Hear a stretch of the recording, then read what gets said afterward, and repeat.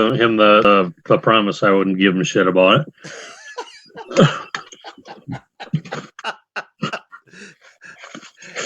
And folks, with that comment, this is where we are live.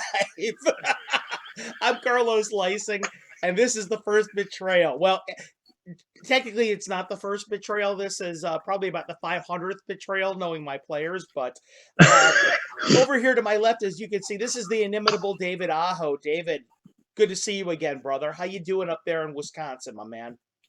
Not too bad. Good. Waiting for this crap to get done with so I can actually get back to somewhat normal life. Yeah, are you working right now, my man? I start full time again tomorrow, or not tomorrow, but next week. Okay, so you're essential personnel then.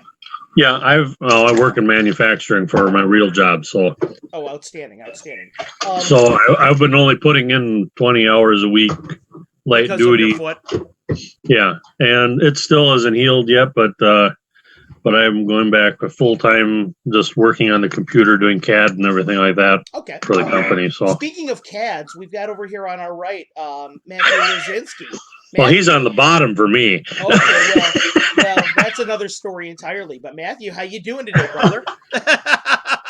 I'm doing well. How are you guys? Good, man. How's things up in Canada right now? And a lot of us Americans right now, I don't think we understand exactly the scope of what's going on up internationally. So tell me about Canada. Well, I imagine it's the same as everywhere else. Everything's shut down. I had to close up one of my businesses. Kids are out of school. Right. Nobody's working. It's like Sunday morning everywhere you go. Nobody's out. Nobody's doing anything. Thankfully, I still one of my main jobs is construction, so I'm able to still do that. Okay, that's awesome, man. It's weird that you should say that about Sunday morning because everywhere I go, I'm essential personnel as well. I go to work, and every time I get out in the car and go for my drive, I'm just struck by how little traffic there is. Now, my area isn't a huge traffic area right now anyway, but every time I drive out, I'm like, wow, man, this place looks like a ghost town. But I suspect it's going to get a little worse before it gets better like that as time goes on and we begin to close more and more businesses. But one way or another, I'm super glad that everybody is out there watching us right now. You guys have a chance to get some entertainment with in a safe environment, so that's really cool. We're a little live early tonight, as you guys can see. I didn't even really televise it to our adoring public, or Matthew's adoring public, as it were, since he's the handsome one of the three of us. Yeah, well, I'll give him that. I will say, I'm an ugly part. Actually, you're looking pretty good right now. You losing a little bit of weight, brother?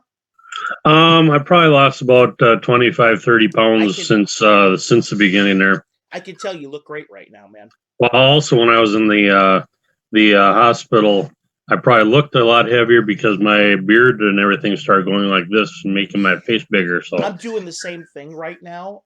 This is kind of like my Dungeon Master hobo look is what I'm kind of going for here. I hope it's working out for everybody.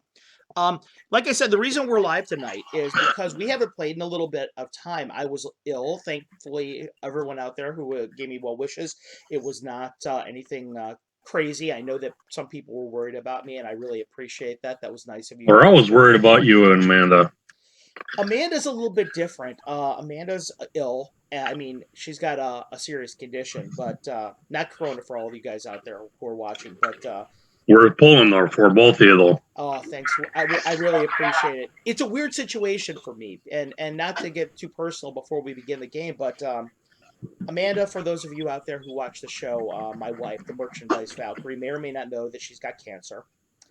I'm in a weird position. I'm essential personnel. I can't not go to work or I get fired. And yet I'm surrounded by people who may or may not be giving me something that if I bring it home, it could be catastrophic. So it's a weird situation in my household.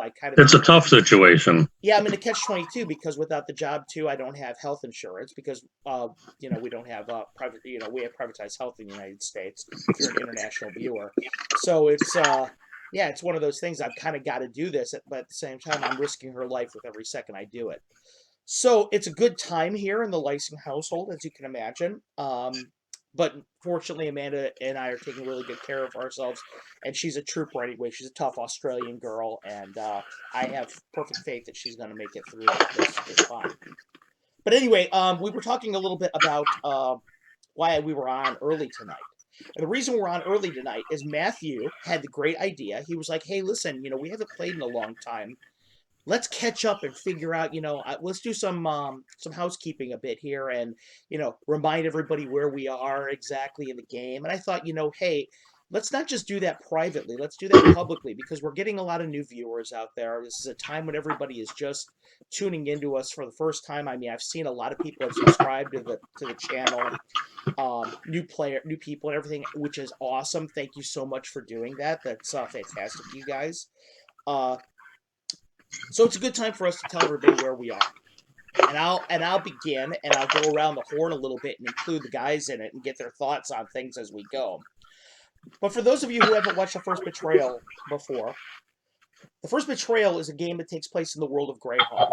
Okay, and in particular, it takes place on the east coast of the world of Greyhawk in the nation of Radek.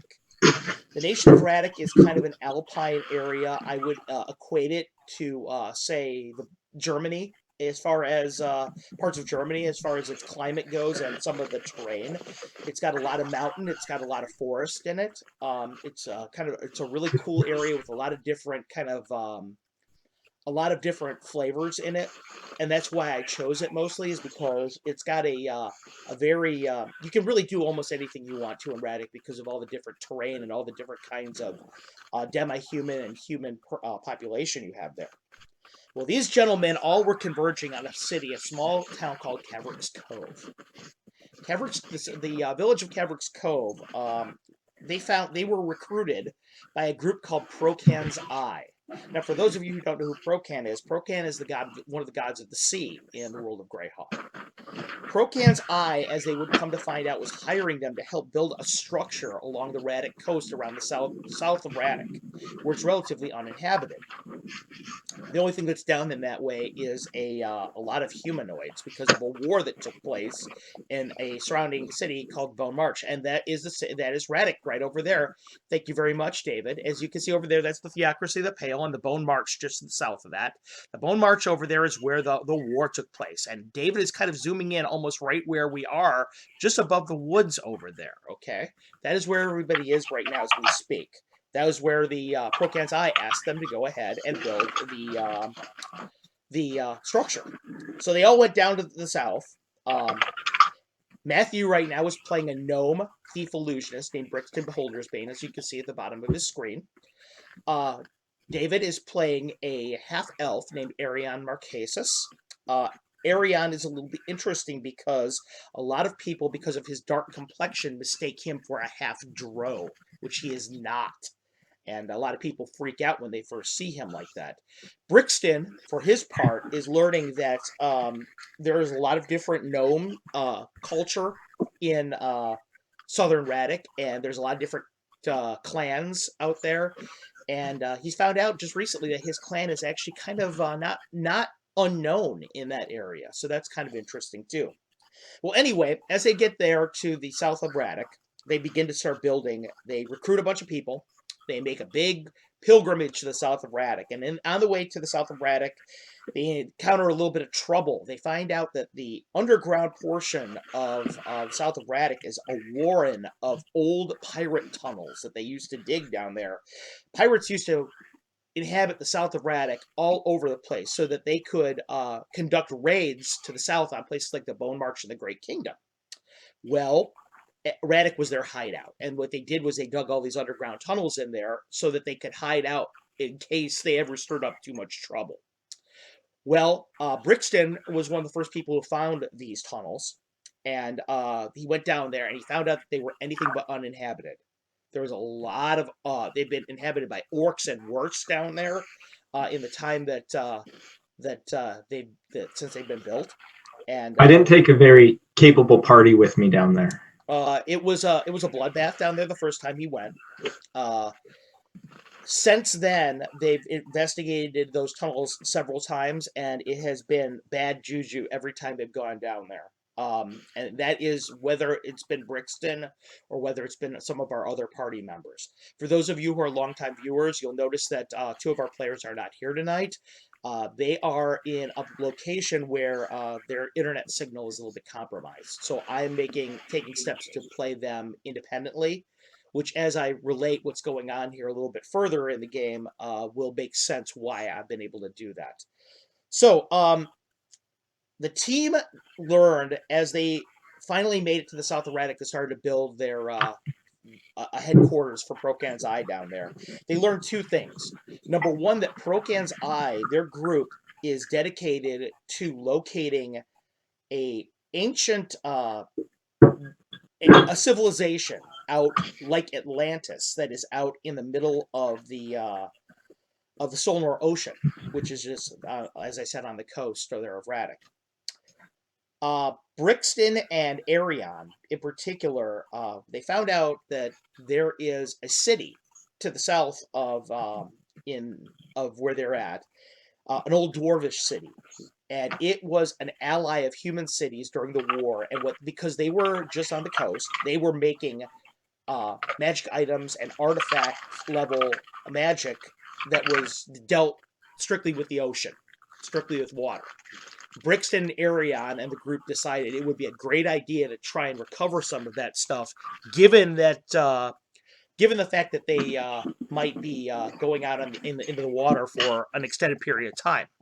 So they split up with the party, along with a couple other party members, and Brixton never split the party. Well, never split the party unless you're on an online game, because if you're an experienced dungeon master, you can actually use that to your advantage in a lot of ways, and I was able to use that by advantage.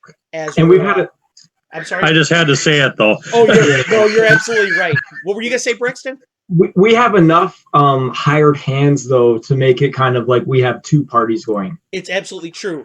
The party that went to the south was Brixton, Arion, kind of as co-leaders going down to the south there, and Brixton has a young apprentice, even though he's only second level right now. He has a young apprentice by the name of Sonny. I'm not sure that we're going to call Lily your apprentice right now, given what's going on to the north.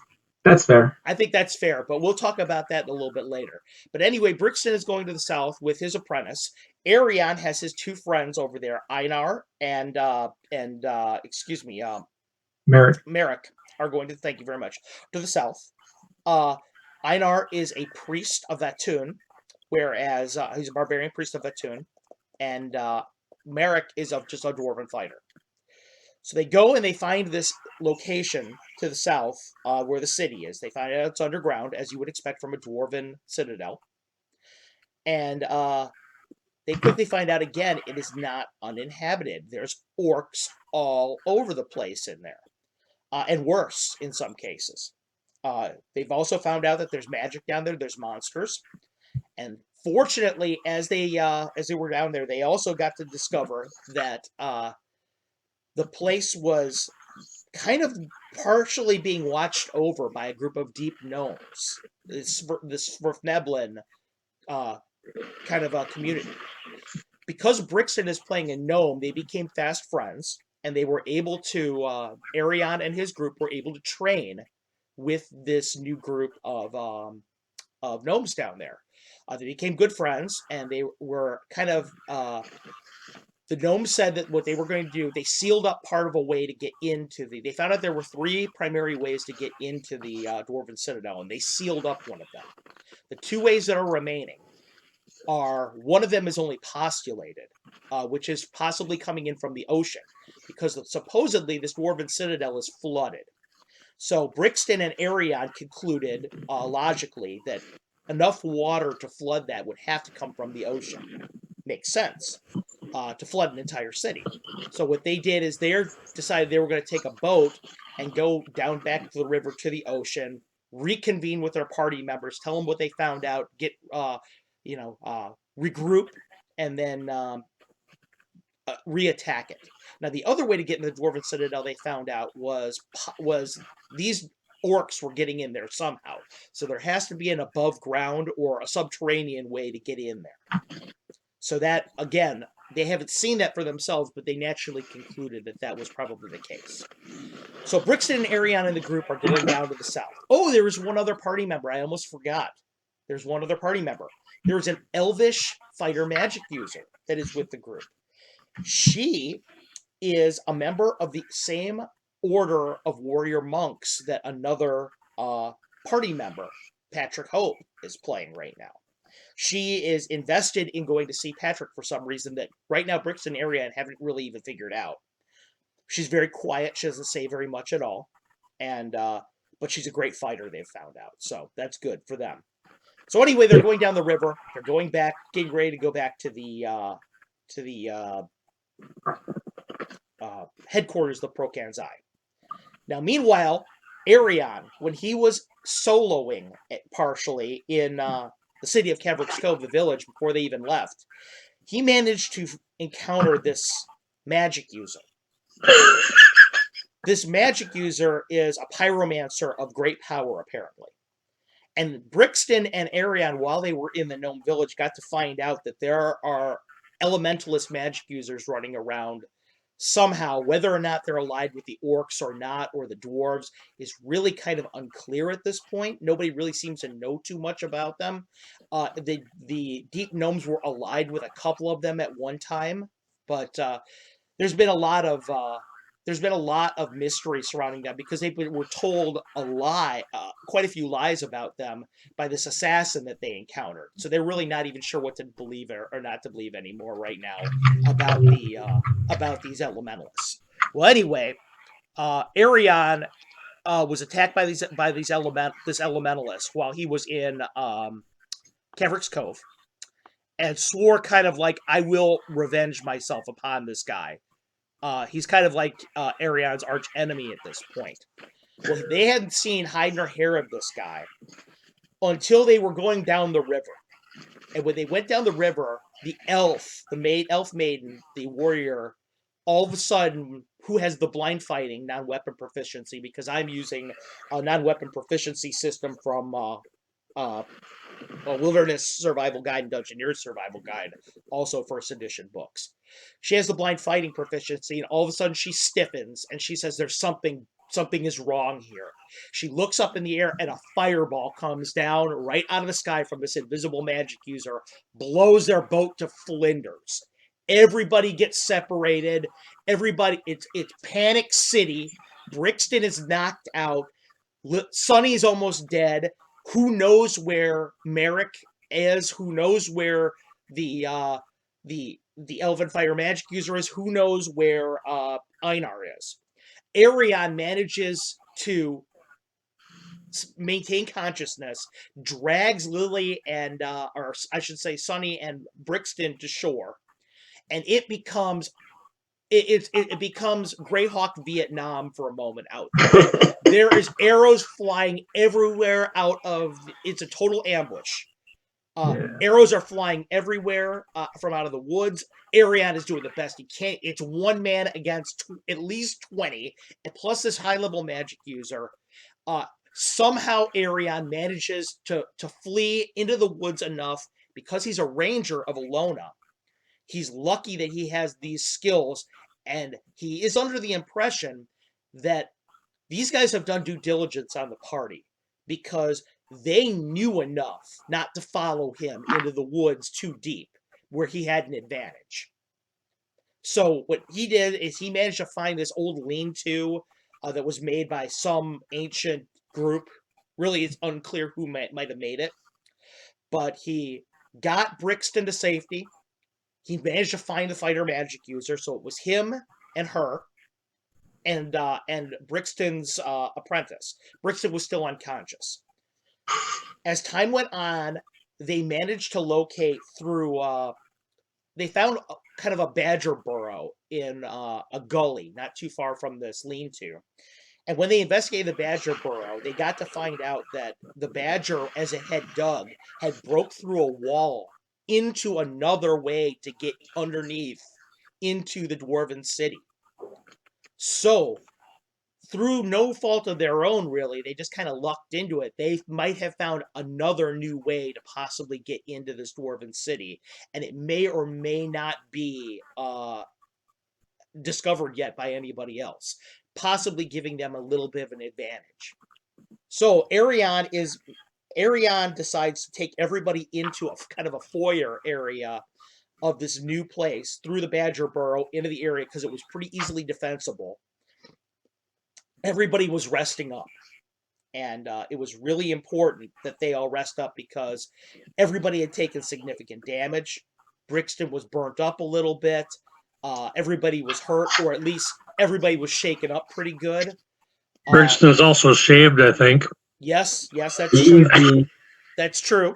But as things had gone on, Arion was fortunate enough that he had managed, it looked like, to keep the party alive while Brixton was unconscious, using his skills as a ranger and as a cleric, doing healing. And when we last left our intrepid heroes, they were still in the Badger Burrow area, trying to heal up, rest up, get everybody back on the same page.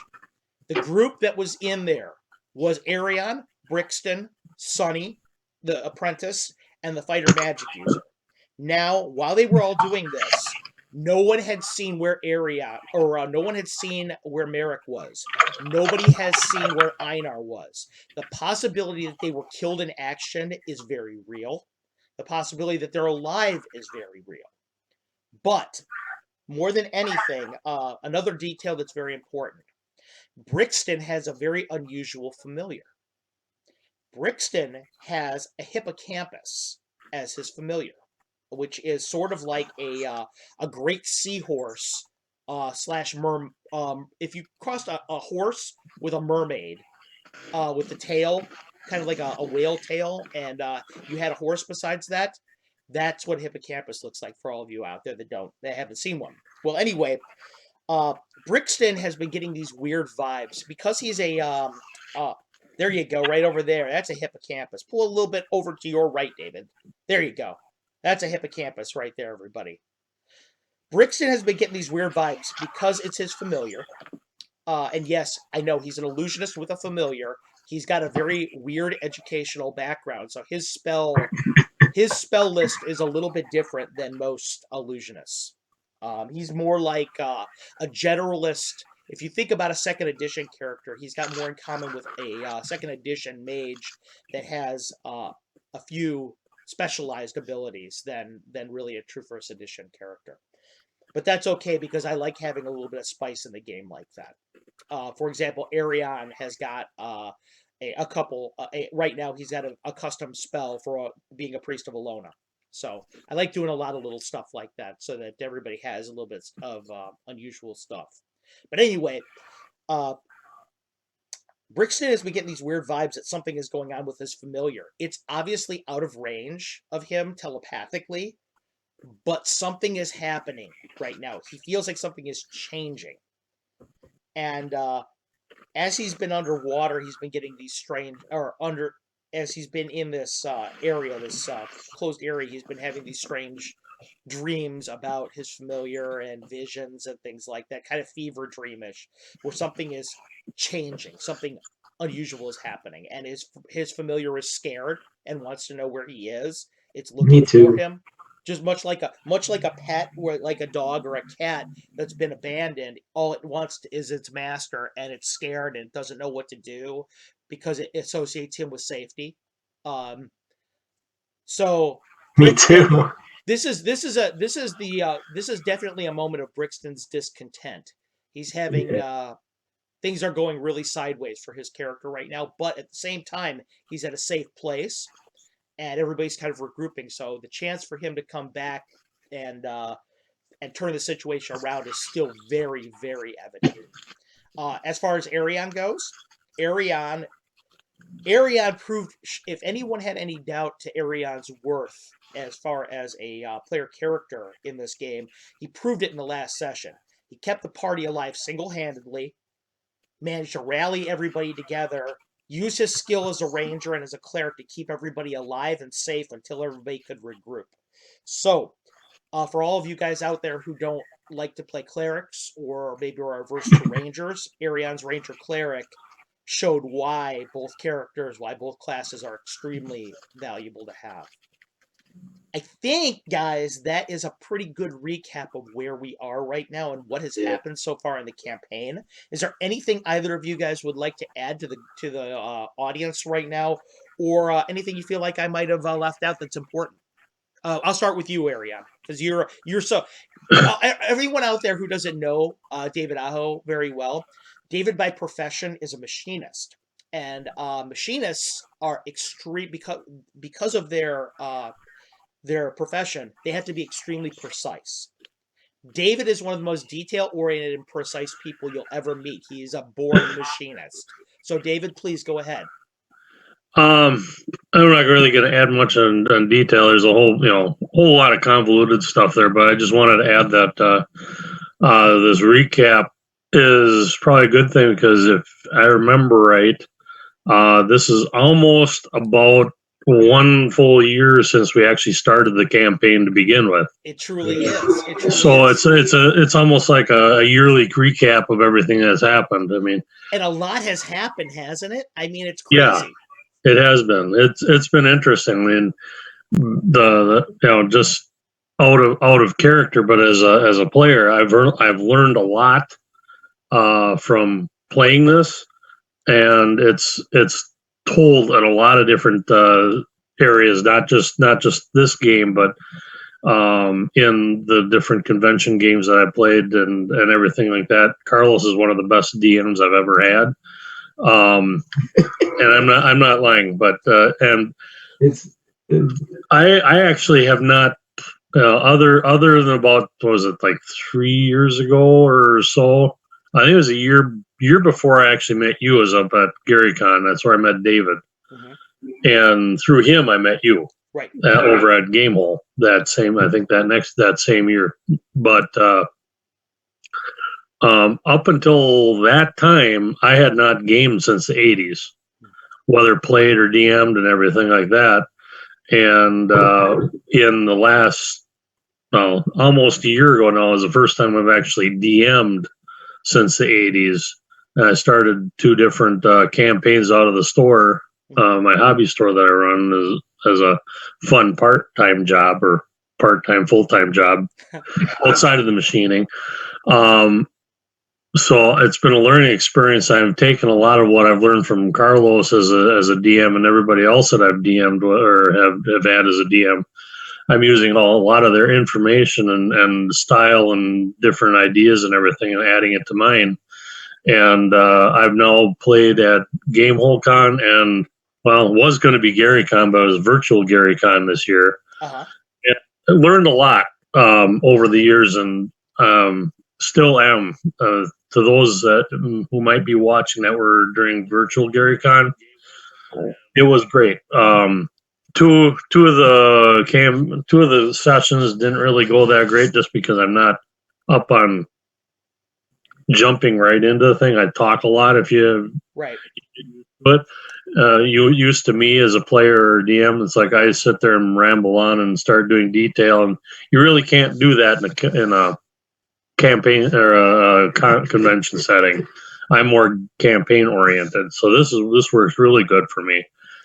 But it worked out good because I got a lot of information, feedback from the players on what I need to work on, what I need. I'm always open to constructive criticism. I always take it,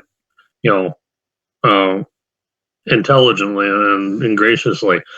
Two of the sessions worked out just phenomenal. One in particular, because the guys and gals that were in it, they want to start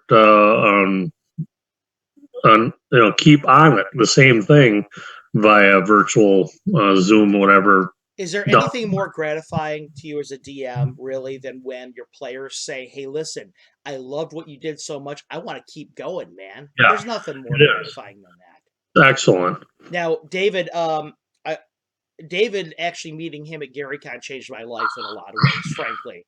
David is one of Castle Entertainment's biggest supporters. Uh, he has rallied, he's flown the flag from our company for the longest time.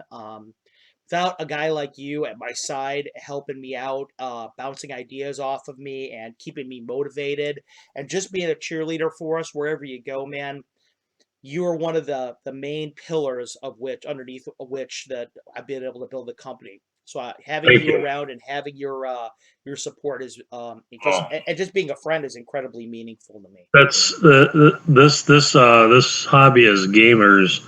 Uh, Seems like the friendship bonds are so intense with it. And that's what I like about it. Everybody, whether you're a kid with pocket change or you're a multimillionaire, you're on an even level, and everybody treats each other the same way. Isn't And that great you learn too? from everybody. And one other thing too, and I'm going to move over to Matthew over here for a second to kind of prove that. Um, Matthew, when he first started with us, your background was not as a first D gamer. Well, no. So I played like a few games in in first edition, so it wasn't my first experience. But everything I've done in first edition has outranked 3.5, fourth edition, fifth edition, Pathfinder, everything else I've done. I've really grown to enjoy first edition. It's a little bit more gritty, and I dig that. It's the rule set is kind of baroque. I mean, there's a lot of things in it that maybe where I feel like the rules maybe are written better in 3.5.5, in successive editions. They streamlined a lot of things. Yeah. There's a certain charm to first edition because of its baroqueness. I think that is it's hard to replicate. Now, Yeah. I've always artwork is still top notch. I've always taken the view that all D&D is good D&D. I don't really care what edition anybody plays. I mean, I just love the fact that we can all get around the table, sling some dice, have a good time, laugh a little bit, and tell a good story collaboratively that we all are invested in. So for me, the fact when you told me you were a 3.5 player, or a later player, you may remember I just shrugged my shoulders. I don't care. let's just do this, man. So Brixton, tell me a little bit about some of the things in the year that we've been playing so far that you've enjoyed, not enjoyed, or did you think I forgot anything? Some things you want to add, maybe? No, but like, I mean, it's been, I want to say the last couple sessions have been crazy stressful for me. From getting yelled at from Melindra for taking her nieces, to getting half the party killed. I mean, that was intense. I should feel bad, but I can't help but laugh. Right. And then to almost do it again. Yeah. In the same kind of situation, tunnels, and the Snurf Nebly saved our lives. I miss Aurora. I miss my familiar. I really want to get back to the ocean. It's a really weird twist on a familiar. It's just like that big, I can't be close to it, and I'm super squishy not around her. Right, exactly. But when you're around her, you're the Incredible Hulk. I am, and I pretend to because she's got so many hit dice. I know. It's crazy. There's a certain lever I use with Matthew's familiar. And speaking of levers, before we go to his familiar, let me go back to the lever thing. Matthew, I consider there to be different kinds of players, okay? There's the tactical player like David is. David is very detail-oriented. First edition player where resource management is super duper important. And he very much is taking notes. He's very detail-oriented, making sure everything is lined up perfectly so they can survive. But there's another kind of a player that plays a little more recklessly by the seat of their pants, and I call them the lever puller. When they're in the dungeon, they see that lever, they're pulling, okay? Matthew Brixton is a lever puller.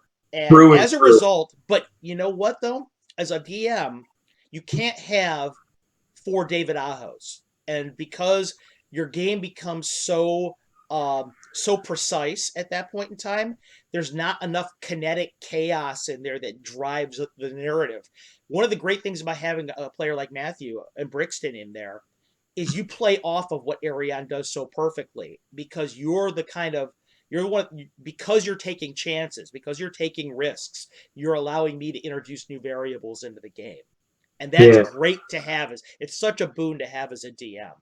So well, and in the later editions, everything's level balanced and CR in favor of keeping the party alive.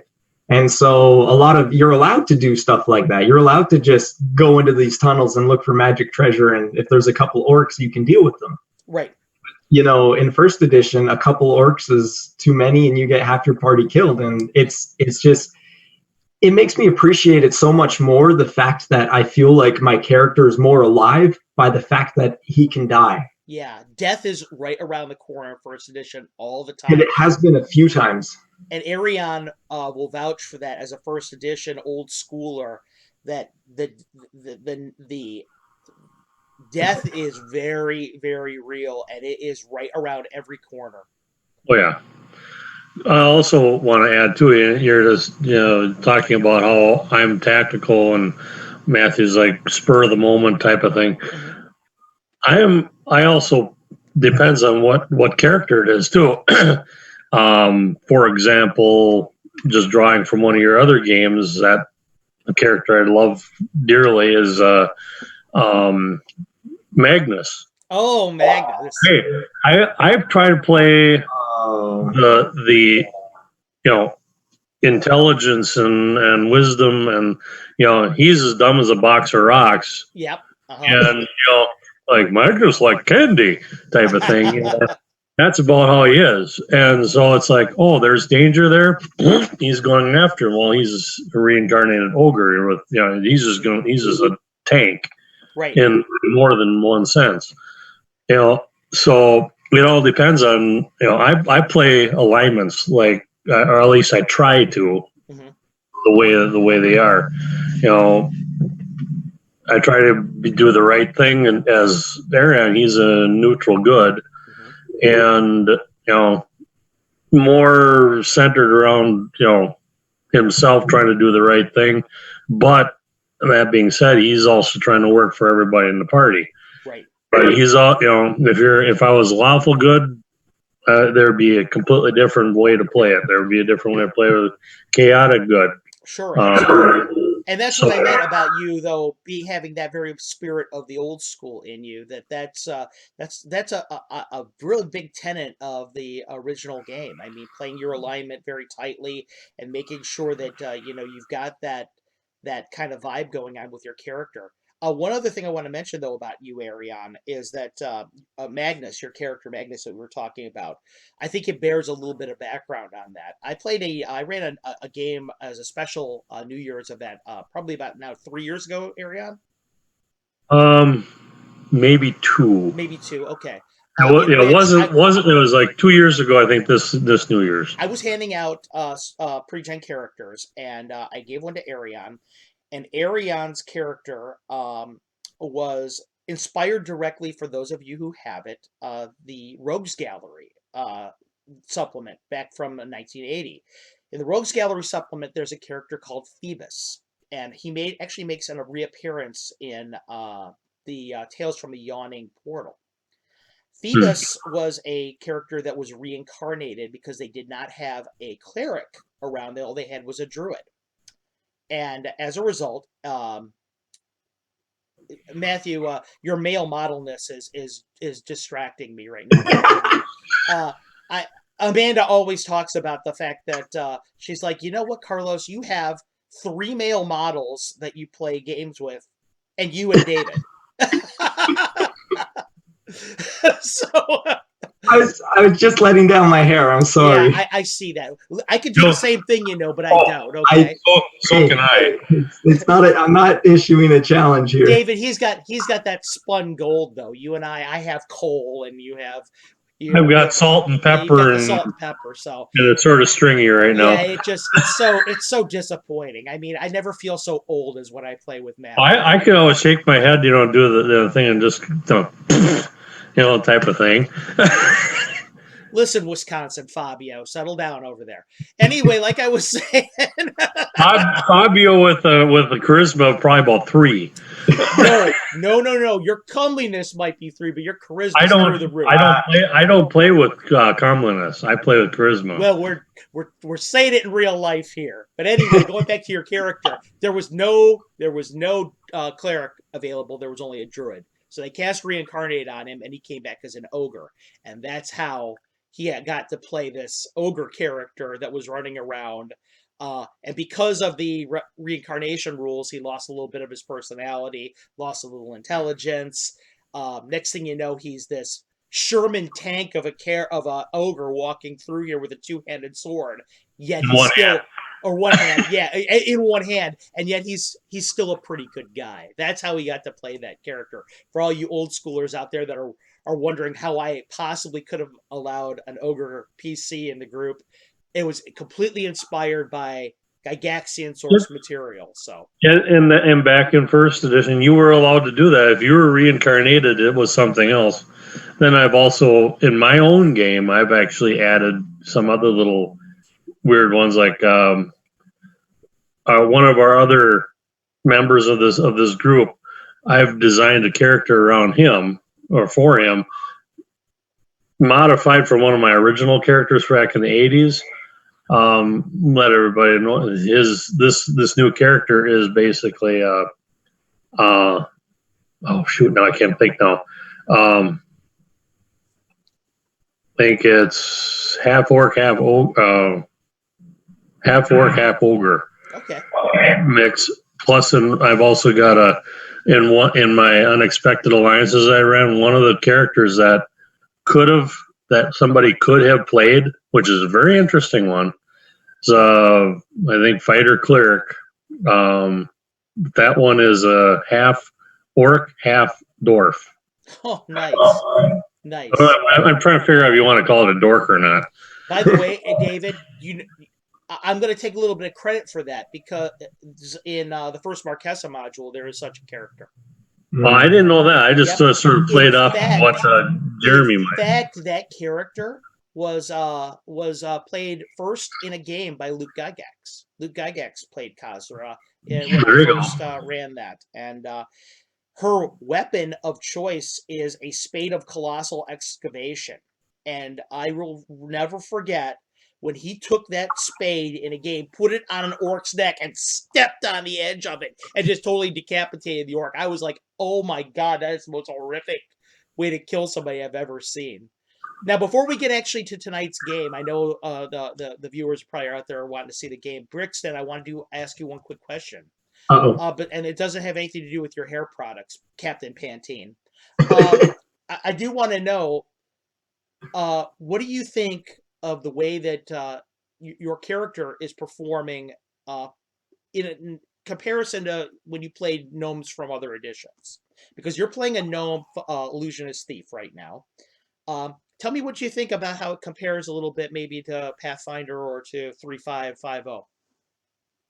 Like the race and class itself, or like sure. The whole experience. I mean, how do you feel like he differs? How do you feel like, is he better or worse? Or I mean, it's he's obviously better. He's Brixton Behold. But I didn't think we had ego as one of our statistics. I'm thinking that Brixton's like a magic sword right now, and he's got an ego score right now. Well, he's a circus clown. What do you do?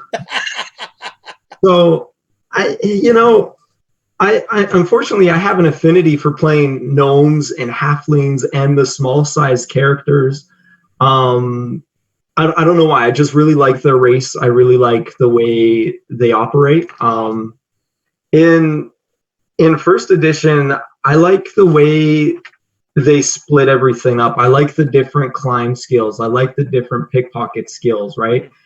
Later editions, they just kind of all plunked it together. Oh, that's a sleight of hand check. Oh, that's an athletics check, right? Like rogues and thieves don't really get a huge bonus to climbing if they have a weak strength. Whereas in this, they do. So it kind of, I feel this holds the essence of the character a little bit truer. Okay. Even though there's more walls, right? So there's a few more walls, but it forces you to be a little bit more creative, and that's one thing I really enjoy.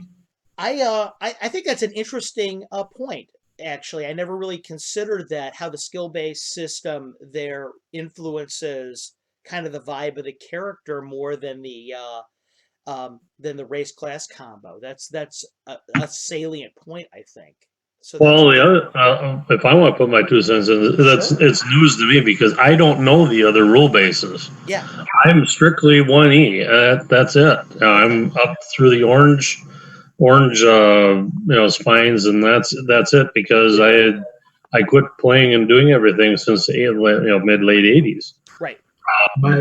So I don't know how the other rule sets go. I've just seen little number blocks or this or that or a little bit of a description on this, and I'm baffled by how much different that little bit that I've seen is from what 1E is. So hearing an analysis of how something differs is really interesting to me because one of the groups I run out of the store is all of them are 5th edition guys. Mm-hmm. Yeah. So I'm trying to deal with getting them incorporated with 1E rules and their comments and the way they're doing things are sort of based on 5th edition because they've never played other than with me at first. The sense of managing expectations is important there because they expect, and it's natural, to expect that you can or can't do something based on your experiences in the game before. Getting it clear to them what they're able to do and what they're not able to do based on the rule set it's really important like that. And I think it's one of the reasons why, for example, with Brixton's character, as I mentioned before, he's got a lot in common with the 2nd edition mage in that his spell list is a little bit different than you might expect. Well, that was a very tactical choice on my part. I did that mostly because his experience with later editions, I knew that how the spell lists are. I knew that they work a little bit differently, and I wanted to make sure that he was in a situation as a spellcaster where he wasn't completely out of his element now that he's moving over to a 1st edition character. I wanted him to be able to play his character a little bit more effectively by meeting him halfway, so to speak, there a little bit. So I thought that was important. Yeah. There's nothing like enlarging an orc to take up a doorway. Oh my god, that was horrible. But you know what? It probably saved your life. 100%. How disgusting is it when you had to tunnel back through his body, though? That was kind of nasty. I mean, it was messy, but I mean, Solveig and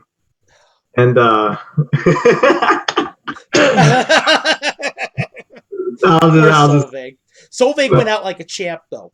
Yeah, she saved our lives. She went out like a soldier. I'll give her that. Yeah. All right, boys. So we've got quite an audience out here right now, I'm seeing. So are you guys ready to go for tonight? I'm getting antsy. All right, good.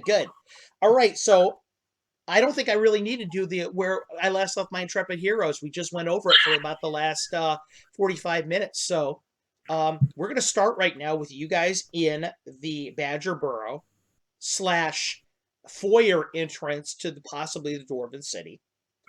We're going to start first thing in the morning. And Arion and Brixton, before we begin, well, actually, no, not before we begin. The very first thing that happens is Brixton wakes up before anybody else. And when Brixton wakes up, the first thing that you see is you feel something soft beneath your head and something very hard beneath the rest of your body. When you wake up, you are in kind of like a 30 by 30 stone area, and you're laying flat on your back. You smell dust everywhere.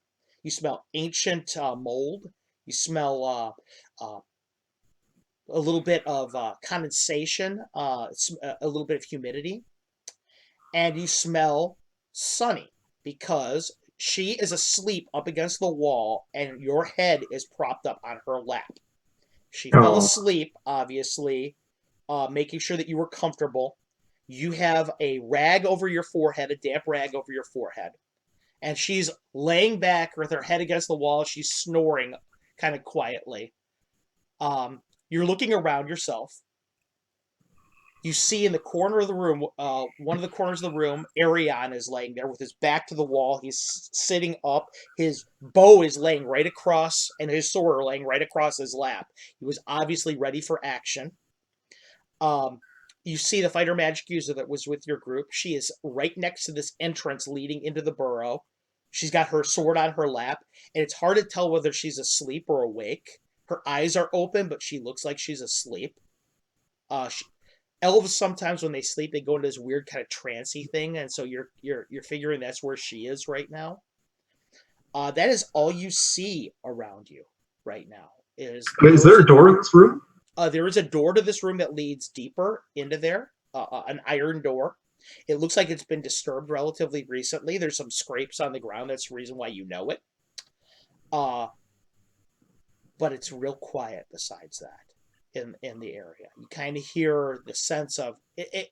For you as a gnome, you get that sensation of being a little bit at home because you're underground right now, and you're more in touch with the sensation of things moving through the ground.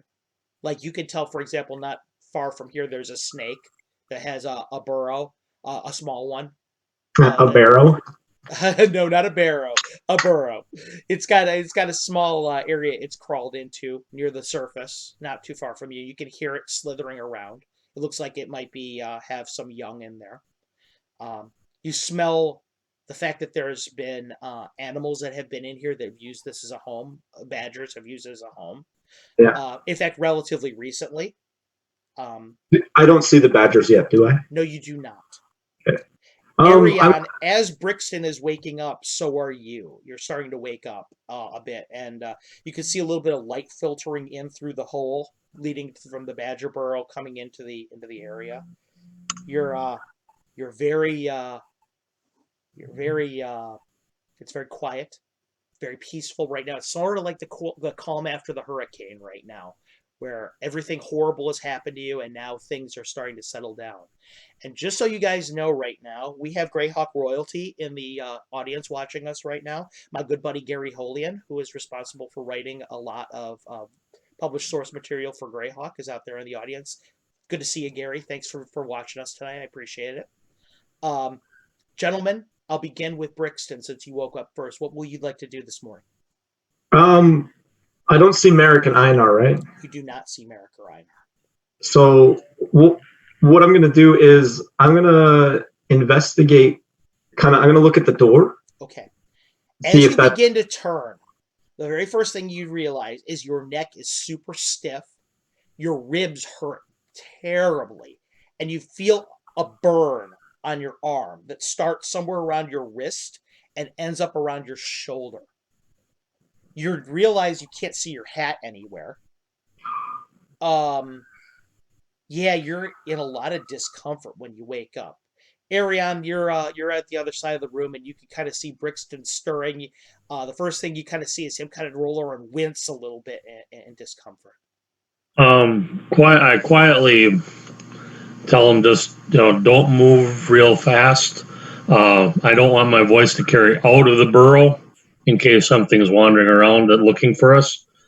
I'm also looking to figure out where Tobias and the Badgers might be at. Hopefully they made friends enough. Okay. And everything like that. I explained to Brixton that he was hurt, burnt bad. Okay, so you're going to actually go over there. You're actually going to go over to where Brixton is then. Okay, yes. Brixton, you're laying there. And you see Arion kind of begins to shuffle over quietly over to where you are. Arion, as you're crossing the room, Tobias, and for those of you out there who are watching us for the first time, Tobias is Arion's animal companion, who is a wolverine. You kind of are able to tell Tobias has been in and out a couple times over the night while you were asleep. Okay. And it looks like there's badger tracks as well. So you're guessing he made friends with them because you don't see a struggle. Okay. Now, Brixton, you see Arion go over there. Go ahead, Arion. Begin to interact with Brixton as you wish. All right. I say we're not sure. Tell him you were burnt really bad with. If you remember, we got a fireball thrown at us. we had to sort of gave you a barbershop job to make you look a little bit better. Healed you as best we could. You're still going to be hurting. It's like major workout, and after a long time, so your system is burning hard. Just take it easy. Don't overwork yourself. Your hat is gone. Whether it got burnt up, which I think it is, or it's floating down the river somewhere, I don't know. Brixton, he's telling you this, you realize you're taking personal inventory, and you're noticing you are bandaged in several places. You notice that the bandage that is on your arm, there is gnomish writing all up and down it in purple script. It looks like Sonny was doodling on your bandages while you were asleep.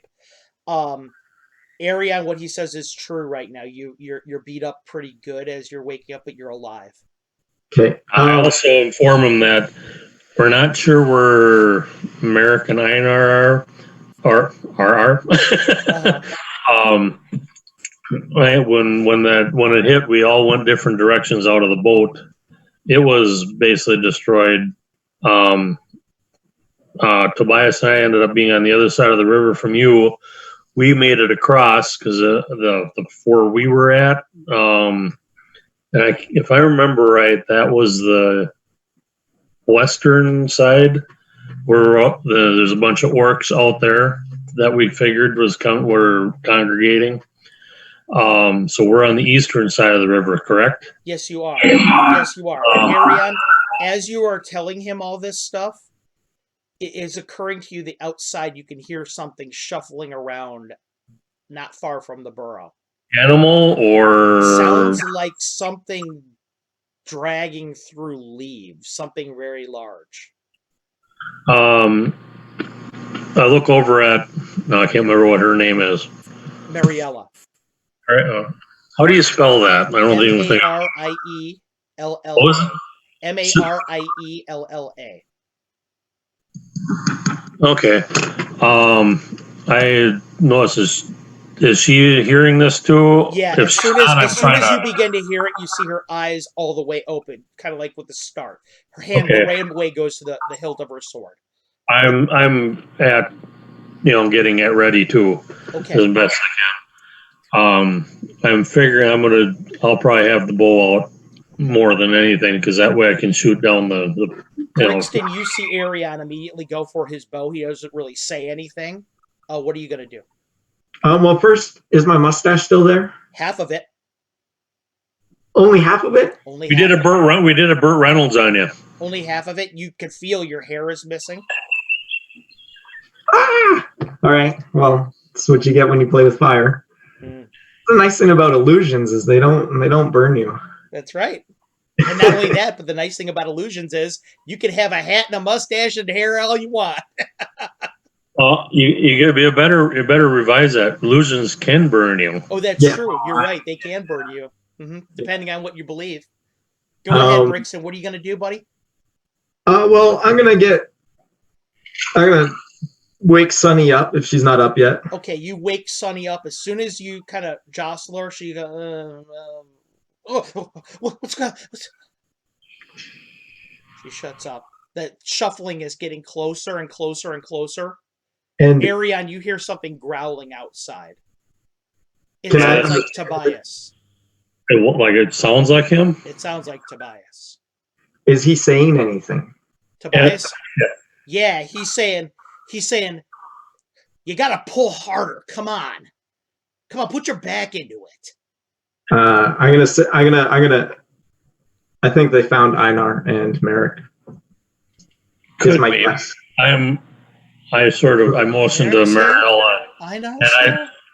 Huh? What's going on? I basically tell Brixton just rest, stay there, and whatever. A shadow is starting to get to the front door, or to the front of the burrow. Mariella's beside it with her sword, just getting ready. I tell her to hold on because I recognize that as being Tobias. She nods just once. Tobias kind of comes shuffling in, shambling in. He's joined by two of the badgers, and they're dragging a deer carcass behind them. It's a small deer. Okay. Tobias kind of walks up, kind of shambles up. His whole face is covered in blood. Good job, boy. And bits of flesh. He looks at you. He's just like, he looks at you and goes, "Breakfast is served, boss." Sounds good. Thank you. He says, I see you're alive." Looks over at you, Brixton. Tobias does? Yeah. Yeah, you can speak to Tobias. He's a burrowing animal. Yeah, I know. I said, looks like you haven't gotten rid of me yet. He goes, "I gnawed on your leg a little bit while you were asleep. I decided you weren't too tasty anyway." Yeah. The badgers feel a little differently, though. They're actually all right for badgers. Yeah? Well, look at you go making some friends. I was forced. Boss said I had to play nice with them, so. I think the little one would be pretty tasty if you ask me, but. I'm sure they won't notice if it goes missing. You think?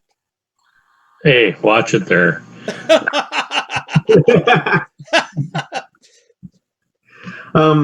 You see Sunny. You can see Sunny over there. She's looking at Mariella. She just goes, "It's a burrowing animal thing. You wouldn't understand." I'm gonna tell Sunny, where's breakfast? You're looking at it.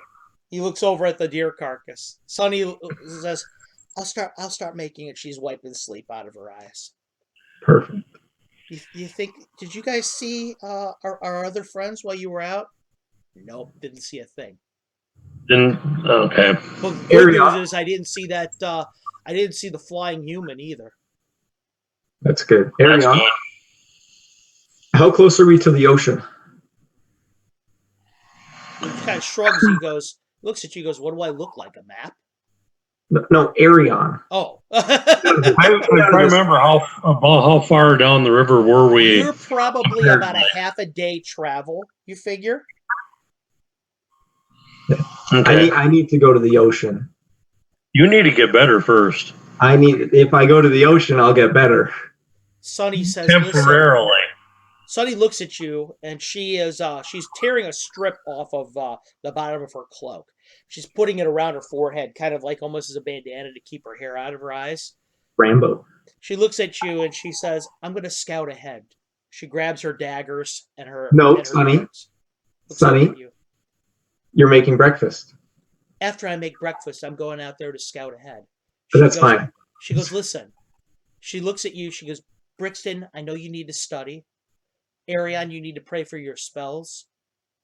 I make the most sense. I'm going to go out there and I'll scout." She looks over at Mariella. Mariella just looks back at her and nods. She's been doing good so far. So, Carlos, sorry. Yeah. How many spells can I prepare now that I'm level 2? Do it. 2 first, and still 3 just 3 cantrips? Okay. Arion, as a second level spellcaster, you can also prepare spells. And now we get to the point where I was going to ask you right at the beginning of the game, but now that you're actually preparing, what are you guys going to prepare today? I got what is it? I get 4 first with bonuses, so right.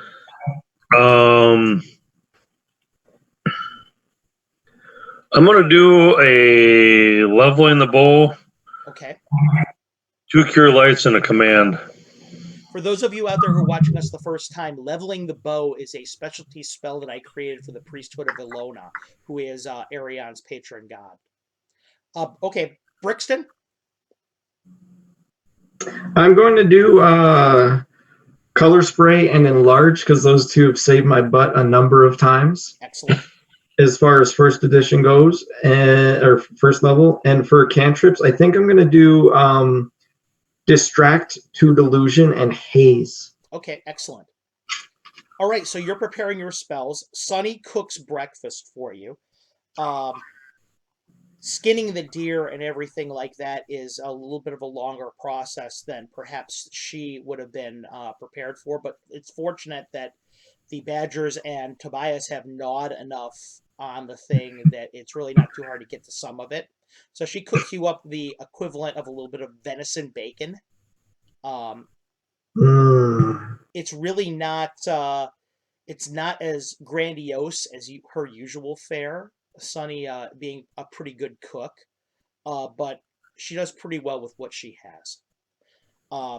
Mariella, meanwhile, is preparing her spells in the corner. She doesn't say much at all. Typical Mariella. What's the ventilation like in here? The ventilation, that is why Brixton smelled right away condensation and the must and a bit of humidity, is because it's really not all that great in there. I'm just wondering if she's cooking it. That's, we're going to deal with either smoke rolling out the entrance. You will, or filling up. You will. It'll be rolling out the entrance. Say beware. You never know. Something might notice that. Absolutely. Brixton, you're going ahead and you're preparing your spells. Ariane, you're preparing your spells. Sunny, after she's done cooking, leaves.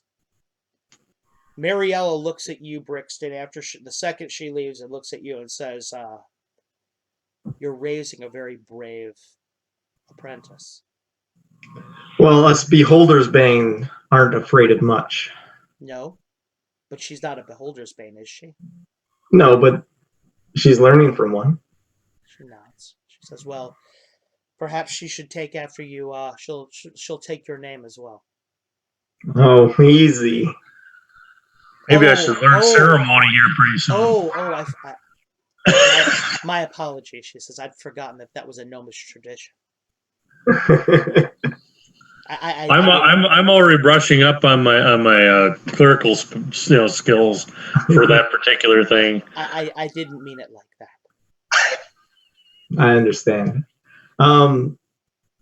You didn't see Einar or Merrick leave the boat? She shakes her head no. It was very chaotic when you were unconscious. I think you and I might have drowned had it not been for Ariane and your apprentice. Yeah. We were stunned, flailing. There was smoke and fire everywhere. It was horrible, but fortunately we're alive. Do you know where this door goes? She looks over at you, Ariane, kind of looks back at Brixton, and she says, she points down at the ground, and you can see that it's been spiked closed. Ariane, if you remember correctly, you did that before you went to sleep. She says, everything opens inward, if I remember. She says, yes, I do.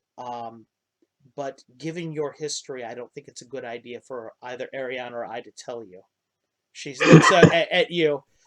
She says, nothing personal, she says, but I think we should fight one battle at a time. I said, oh, I need to go to the ocean, but if you won't tell me, I can just find out for myself. I'd like to see you try this morning. She smiles a little bit. I kind of shrug, and she kind of pets your shoulder. She says, "At ease, my friend." She goes, "The time for investigation will come, but you're right. We need to get you to the ocean as quickly as possible. Whether you know it or not, though Ariane has kept us alive, you are potentially our most powerful asset. We need you to be at your full strength." Oh, great. There goes the ego again. There's no potential about it.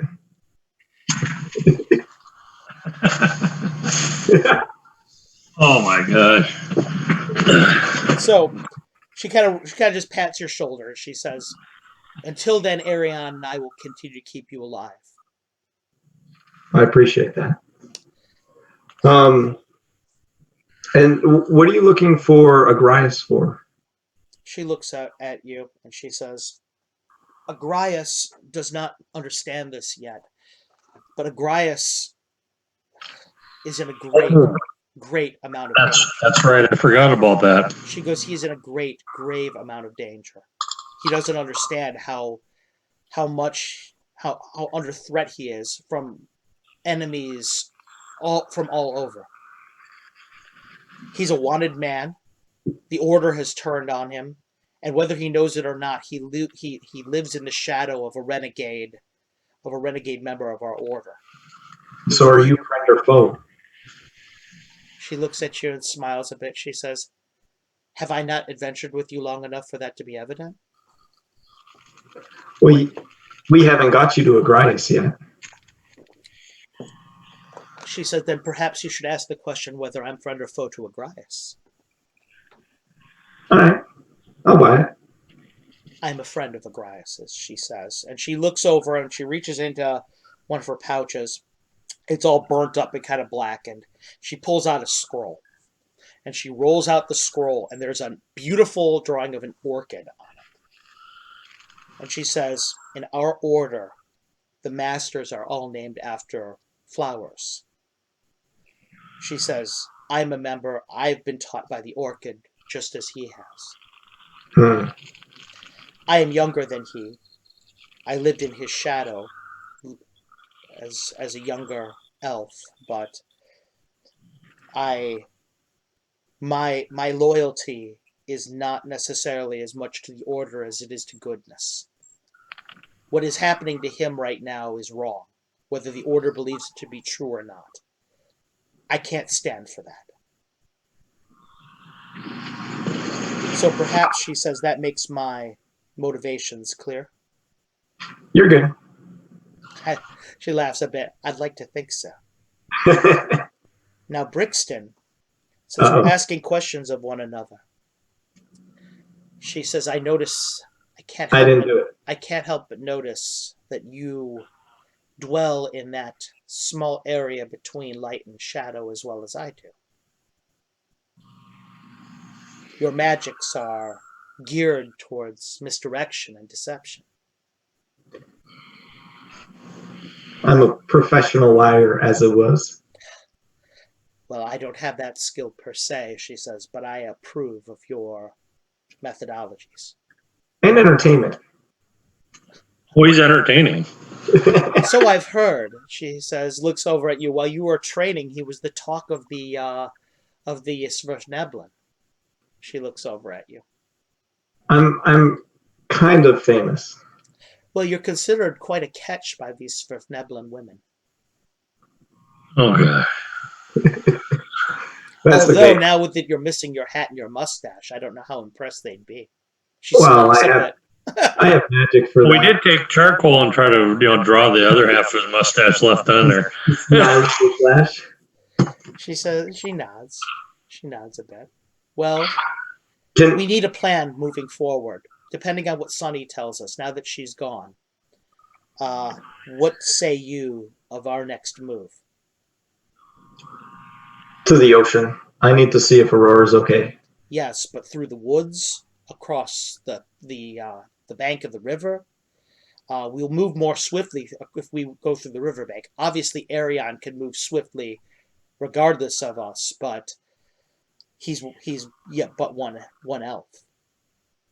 If he's ambushed, if the maid should show up again, I don't want him by himself. No, we need to stick together. I sort of break in. Did sort of player somewhat character too. Didn't we promise the Badgers something? Yeah, or to help them out? Yeah, you promised food. You promised them food, and that's what what Tobias was doing primarily. I didn't know if we had something else or something there too. Yeah, you just promised them some food. Okay. Yeah, their Badgers are motivated pretty easily by food. So anyway, she looks over at you, Arion. What say you? Let's get, as soon as somebody's able to, or Brixton's able to, I think we should do that. I don't want to impose on our friends here as much as possible. I also tell them it's like we may be coming back this way to get to get into the tunnels again. The biggest of the Badgers kind of ambles up to you after you're talking about them, and he looks up at you, or she looks up at you. It's obviously the biggest female of the bunch of them, and she says that you've been good guests. These Badgers are more like British Badgers more than American. They've got the distinct stripes, black and white stripes going on, and she says that you've been good guests so far, and you've brought us food for my young. I have no problem with you coming back, as long as you don't bring predators with you. We're gonna have, hopefully not. Your friend is a little rough. She looks over at Tobias, she says, but he's been kind enough for a Wolverine to my young, so. She looks over at you and she says, so you'll be leaving soon? Oh, am I actually understanding them? Yeah, you're understanding them just fine. Oh, that ring is working on more than just Tobias. It is working on more than just Tobias. Interestingly enough. Okay. You're figuring right now that the Badger is close enough that it's managing to function. Oh, okay. Gotcha. It might be accounting for its weird accent. Aurora can't swim up the river. It's not deep enough, is it? Yes, that's correct. And it's also fresh water. Gotcha. Okay. It's a saltwater familiar at that. Cool. Well, great. Well, again, and as I said at the beginning of the thing, I made you a very cool familiar, a very powerful familiar. Yeah. So I had to balance her out somehow. And the way I balanced her out is making sure she couldn't be there every second. Yeah. No, I got that. Mm-hmm. I say, yeah, we'll be leaving soon. Okay. We don't want to impose on you more than we have to. She looks at you and she says, well, it isn't really an imposition. As I said, nothing, you haven't done anything untoward to my family. But the thing is, but us being here might also, attract or provoke other things too. So I don't want to do, have that imposition on you as well. Mariella looks amazed that you guys are talking to these Badgers. A very quick thing outside the game. I'm getting some comments over here in the Twitch chat about games, people and playing right now. I want to play with every single one of you guys out there at some point. And now that everybody is housebound, my plan was I was going to invite a lot of you that are out here to my charity game that was supposed to take place this month. But I pushed it back quite a bit because I don't think it's really right necessarily when money is so tight around the world and resources are tight to be. I mean, charity begins at home and I want everybody to take care of themselves. I felt a little self-conscious about asking for money. So, which is why my Patreon is free right now for any of you who want to sign up and test it out. Sign up, test it out, and get some free stuff. But oh, I'm sorry. What'd you say, Brixton? I said it's incredible. It's the stuff so much, man. I know. I saw you liked Esme. That's pretty cool. I'm glad you liked it. I like most of your magic items. Oh, thanks, man. But anyway, going back to this, I will be running a lot more public games. Because I know everybody's locked in here. Oh, yeah, you, Brixton, and your friend as well. I haven't forgotten him either. No, I meant, does that mean Barrow, Dane, and Quidinot? Yes, it means all of you guys will get a chance to play again. But anyway, I want everybody in the crowd over there to know I haven't forgotten about you guys either. You're all my friends, and we will be playing soon. Going back to the game now.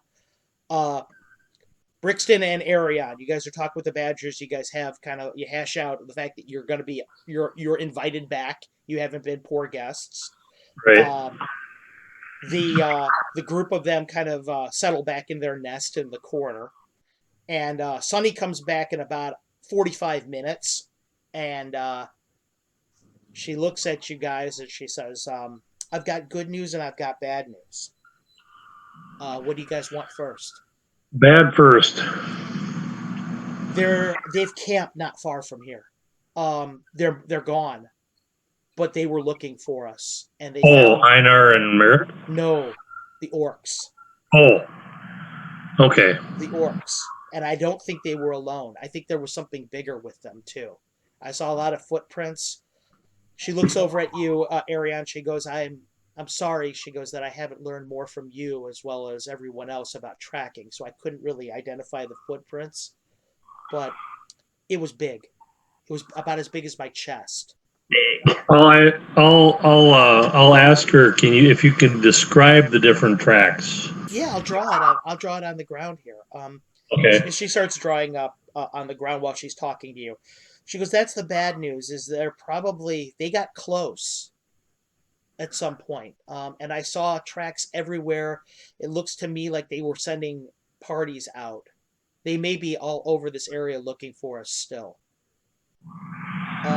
That's the bad news. The good news, she says, the weather is really nice out right now. I don't think it's going to rain, and we may be able to make good time if we hurry up and get out of here. By the time she's done drawing, Ariane, it is definitely a mixed bag of tracks. Okay. There is a one of the things that she draws reminds you, and it's going to be hard for you to get 100%, okay? Because it's working from a drawing, and she is not an artist. The first one that you guess is orcish for sure. It looks kind of like a human track. You're guessing the other one is ogre after she describes depth of the track. Okay. You're also thinking that there might be a knoll or two in there. And there's also some kind of mount. An ungulate of some kind. Okay. What type? Well, my brain isn't thinking. Ungulate is Hoofed, cloven hoofed. Okay, cloven. Yeah. That's what it is.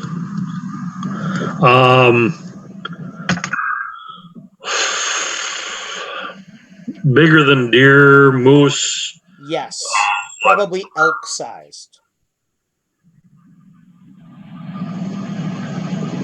Probably elk-sized. Okay. So if there was something that was mounted on it, it could have been extremely large. Okay. Sonny says, I don't know how many there were or weren't. That's not my forte. She goes, but all I can tell you is that there was a fire at one point there, and there was a lot of tracks. I mean, a lot of tracks. What's the good news? The good news is the weather is holding out, like I said, and I think we'll be able to make good time if we hurry. Cool. And I guess you could look at this as good news too. I know where the camp was, so maybe we could avoid it easier. Yeah. Is the camp? Is it between us and the sea? Kind of. It's a little more to the south. Okay.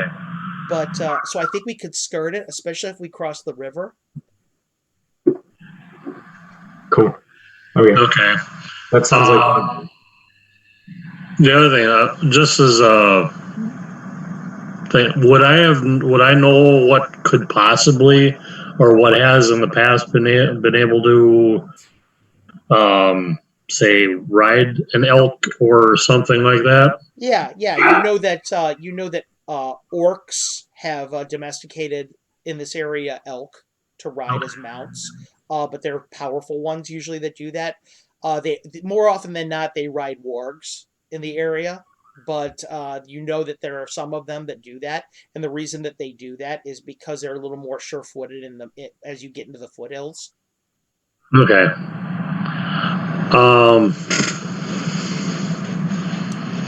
I mean, Mariella looks at the two of you and she says, "Listen, I have an idea. You know, we wouldn't leave tracks if we were actually in the water." True. She says, we don't need to be immersed. Just have her.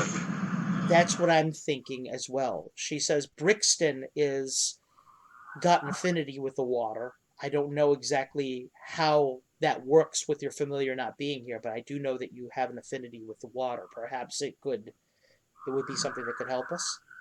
And it'll be faster travel if I just sit in the river instead of trying to walk.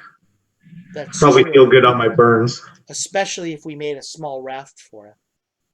She looks over at you, Ariane. Maybe we could pull him through the water. We could probably do something like that. I'm not averse to doing that. It's not like he's all that heavy. And if we need I'll do it, Sonny says. Okay, and if we need to hide, we can always push him under the water too. I think if that mage comes back, we'll all need to hide under the water. I'll just climb into my bag of holding. She thinks about it for a second. She says, "That's not a terrible idea." I know it's not. That's why I have it. She looks over at you, Arion, and she says, "What if Sonny and Brixton hid in the bag of holding, and we ran a reed out of it so they could breathe? We'll close up the bag of holding and take them with us." Just send us downstream. She looks over at you, Arion. Do you think that would work? Before I answer that, player to DM. How does that work? I thought there was some issue. I mean, I don't think. I mean, how big is this bag of holding? For one thing, I can't remember. Well, here's the thing. The bag of holding is big enough that Sonny and Brixton could get into that if they could squeeze their way through the mouth of it. It's a 2-foot wide opening is how they describe it in the book. Right, which they could get through. Both of them could get through. The problem with a bag of holding and actually being inside of it is you will run out of air. Right. And I'm just wondering, because extra dimensional space, I thought there was some kind of a stricture saying you cannot do that. You can only be in there so long, and then poof, there, and I think the same thing goes with a portable hole. That's a little bit more forgiving because it's a bigger volume. Yes.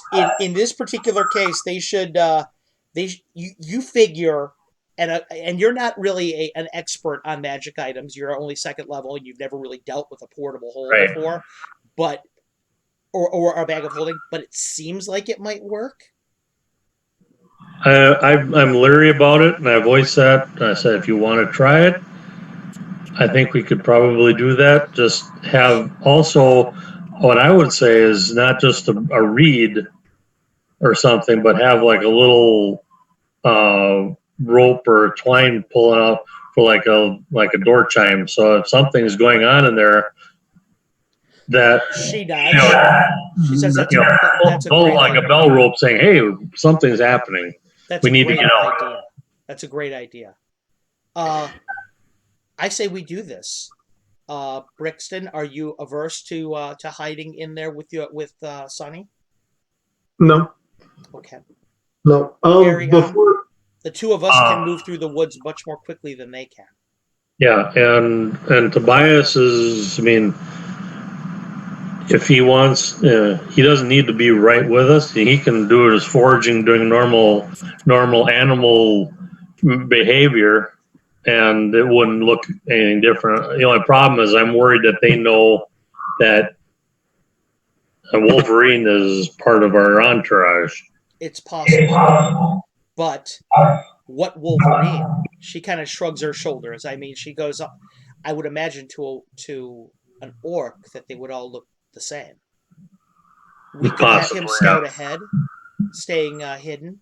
She looks down at him, and I'm relaying this time. If you want, I know I can't control him, but I'm just suggesting this. He looks at you and says, I know I'm a dumb old elf, but half elf, but let me get this right, boss.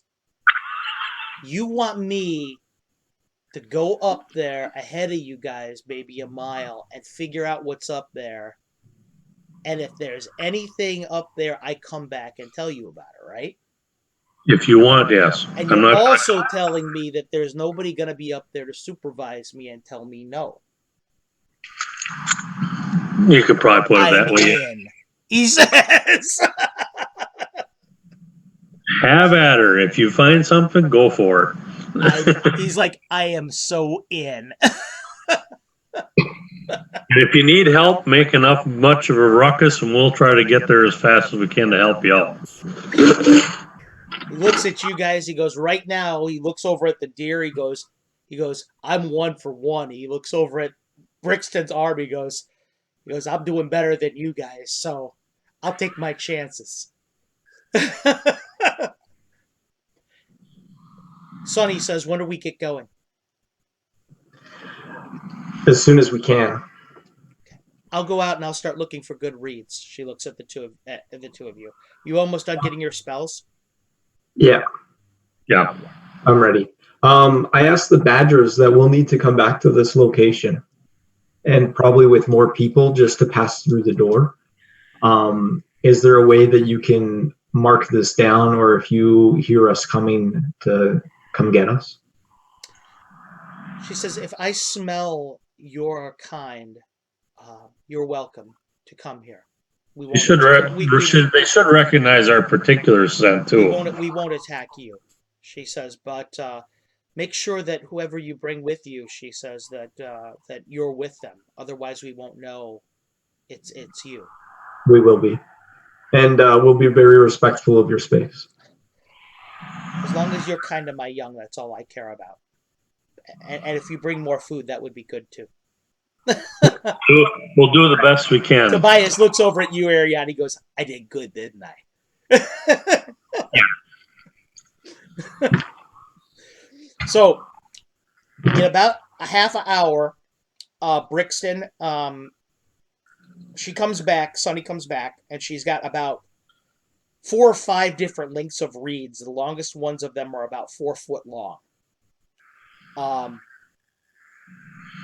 By the time everything is all said and done, you guys can climb in there with your reeds. The elf has a length of silk rope that's about 20 feet that she dangles in there, and she ties around Sunny's waist. And she looks at Sunny and she tells her, she says, if there's any problems, I will make sure I tug on it. Okay.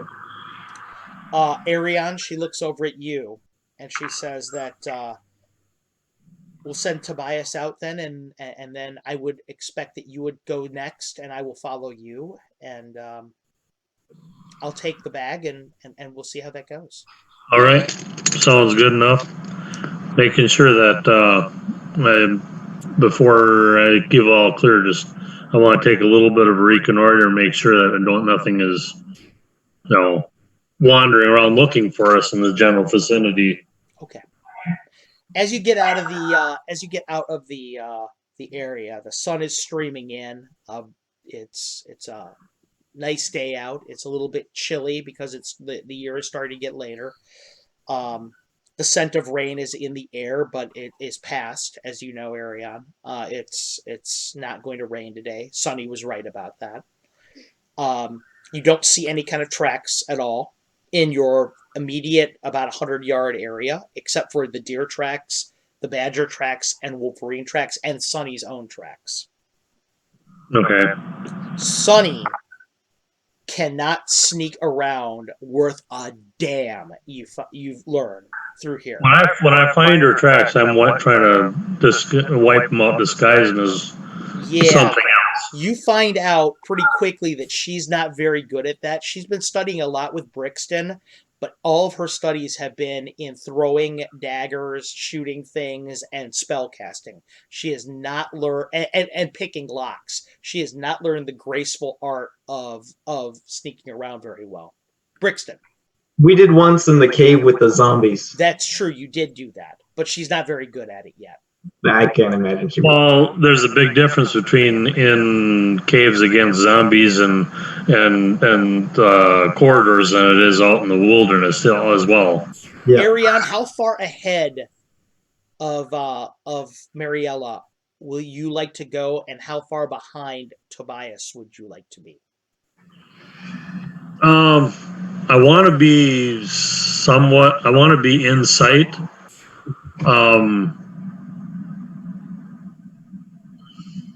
At least of Mariella. Okay. I'm not too worried about Tobias.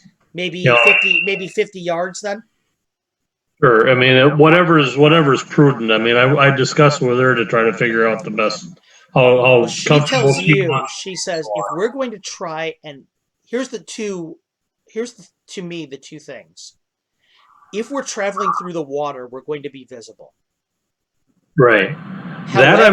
However, if we will not, our tracks will not. If we're traveling through the woods, we may be invisible, but our tracks won't. Right. Which do you think is more important?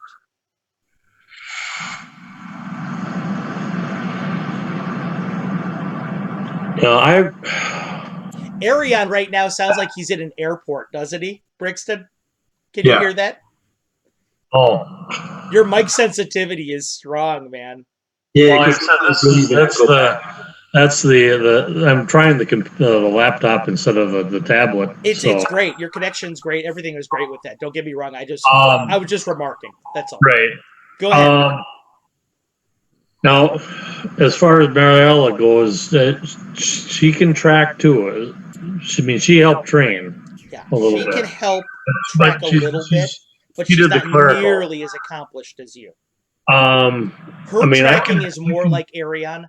If you were to buy the proficiency in tracking rather than having a ranger's tracking. right. What I'm getting at is I'll do like tracking and scouting.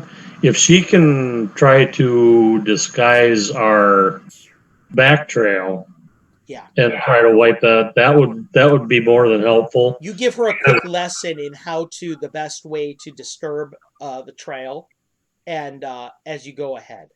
Because Arion, are you once we get to the river, it's really not going to matter all that much. going in the water or are you going through the woods? Well, we have to go through the woods before we get to the water. Right, exactly. But when you get there, are you going to choose to go along the bank and hide in the trees, or are you actually going to travel through the water?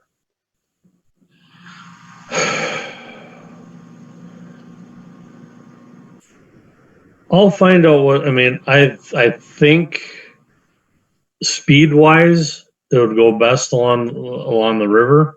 Mm-hmm. And again, like we wouldn't be leaving tracks. Okay. It would just be we'd be more visible from a distance. It's true. Okay, Ariane. So that's your move. You guys you guys cut through the river, or cut through the woods, and get to the river. The river is flowing briskly. There are no sign of your boat anywhere. It's weird. It looks like this never happened.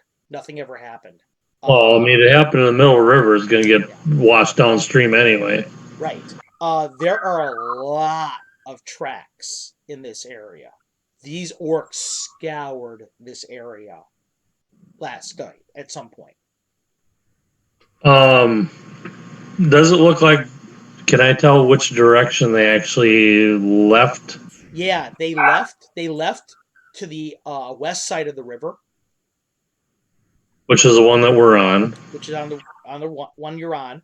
It looks like they followed your tracks back to that lean-to, and then they disperse in a lot of different directions. So if we keep going toward the sea, we would actually be going away from. Yes, that is your suspicion. I think at this point, if that's the case, let's stay in the river so we don't leave tracks showing which way we went. Okay, so you begin to head down. And try to get ups or because it's flowing to the river. Go downstream as fast as we can to the cautiously as possible. Brixton, being inside of a bag of holding is a really weird experience because there is no sound whatsoever except your own breathing. And Sonny's, you can hear your heartbeat in there. It's weird. It's dark, completely dark in there. It's just it is such a weird experience being in Don't there. light a fire. Also, something interesting about it, when you're in there, you cannot feel your familiar presence at all. At all. Okay, but I could feel it a little bit out of the bag, right? Only when the bag threw the reed a little bit. No, like when I was out of the bag. When you're out of the yeah. The reason being is because it's an extra dimensional space. Yeah. So you're technically in another dimension. You're totally cut off from her while you're in there. So it's a weird. The sense of alienation in there and being isolated is extremely strong.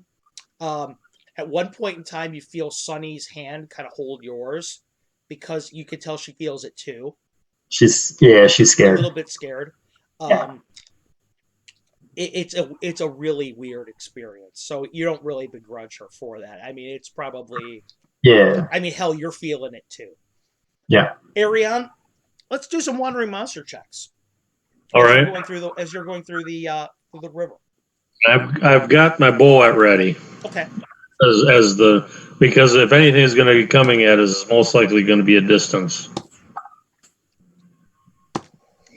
As time starts to get closer to lunchtime for you, about midday. You still have seen nothing. Some birds in the sky. There No is ruckus. No ruckus from ahead with PR. no ruckus from ahead. No ruckus from ahead. However, there's a lot of tracks on the shore. They went down the bank at some point in time. Okay. But they stopped probably about a half hour down the stream, and it looks like they break off to the south. You're pretty sure, based on what Sonny told you, that this is where they broke off to the south. They probably went maybe a half a mile inland, and probably that's where their camp is. Or was. Okay. So as we're traveling, we're getting farther away from there. That is correct. There's an eagle that is in the air, or a hawk, I should say. It's kind of like a seahawk. It kind of follows you around for a little bit. Kind of osprey or whatever. Yeah, like an osprey. It's following you around for a little bit at a time, and that's not good, really. For probably about maybe 25 minutes of your trip, and then it breaks off. Which way does it go? It goes out to sea. It goes farther out to sea. Oh, okay. I'm not too worried about that. If it started going farther inland, then that might be more of a spy. It doesn't go farther inland. It sees you. You get the impression, based on its animal behavior, it was looking at you and trying to figure out if you were wounded and if you were going to drop anything. And then when it decided, it got bored of you and it left. Okay. Are you going to continue on after lunch? Continue on forward? Yeah, that's our whole goal, is to get to the sea, basically, so we can help Brooks to know. Okay. And again, being as cautious as possible. Ariane, you're going further and further and further ahead, and I need you to roll me an 8-sider, please. Okay. 7. Okay. While you're going down the river, in the water, how deep are you going to be? I'm not going to go very far into the water because I don't know, trying to gauge drop off or whatever, trying to be cautious in the woods and everything. I don't want to be, get too deep because I want to be able to move fast enough. Tell me about the height of the water on you. About how high is the water? Basically, I just want to make sure that I'm not leaving a track. Okay, so maybe ankle deep? Yeah, about there, and then trying to, meander in and out depending on all the... At one point in time, as you guys are going forward, you see deeper in the water, an eddy in the middle of the water that has got to be some kind of a snake or something that goes through the water, but it sticks to the middle of the river. Middle of the channel? Yeah. And again, how many feet or yards across is the river? It varies. At one point in time, the closest it seems is probably about 100 feet. At one point in time, it actually expands out to damn near close to 100 yards. Okay. So it is a pretty large river. As you're getting closer, you're getting closer to the ocean because the current is getting stronger and stronger. I need you to make me a 20-sider, please. 8. Okay. There is something metal glinting on the other side of the river on the bank. Okay, and it's about 100 feet at this point, or is it somewhere in the middle? It's somewhere in the middle. It's probably about 200 feet. It wouldn't be too hard for you to slog across the water. Yeah, so I thought the river was fairly deep, though. It is fairly deep, but it wouldn't be too hard for you to slog across it. And when I say slog, I mean get a little bit over there, swim a bit, and then come up on the other side. Okay. And the current isn't... It's not so bad that you think you would drown. Okay. No major undertow type of thing. No. From this vantage, can I tell if it's large, big? What would it be? About the size of Tobias. Okay. Before I do that, I'm going to wait for... Mariella catches up. She sees you. She says, "Is something wrong?" I point out there's a pile of metal on the other side, or glint or whatever, if you can see it it. now. I don't know if you can see better than I can. She kind of looks at it, squints her eyes. She opens up the top of the bag while she's doing it, and she whispers inside Brixton. She says, "We've stopped for a moment. We see something across the river, just so you know." What do you see? I'm envisioning him with his head popping, and I was like, Yeah, like a little prairie dog. she's kind of, you see her shoulders kind of sink a little bit. She says, "It's an axe." She looks over at you, Arion. She goes, "It's your friend's axe." She actually can recognize that. Yeah, it's the one that he was carrying on his hip before. That was Merrick's axe, right? She nods. I think, even though that this is that's the side that the orcs were on, or congregated from before, well, when we got hit,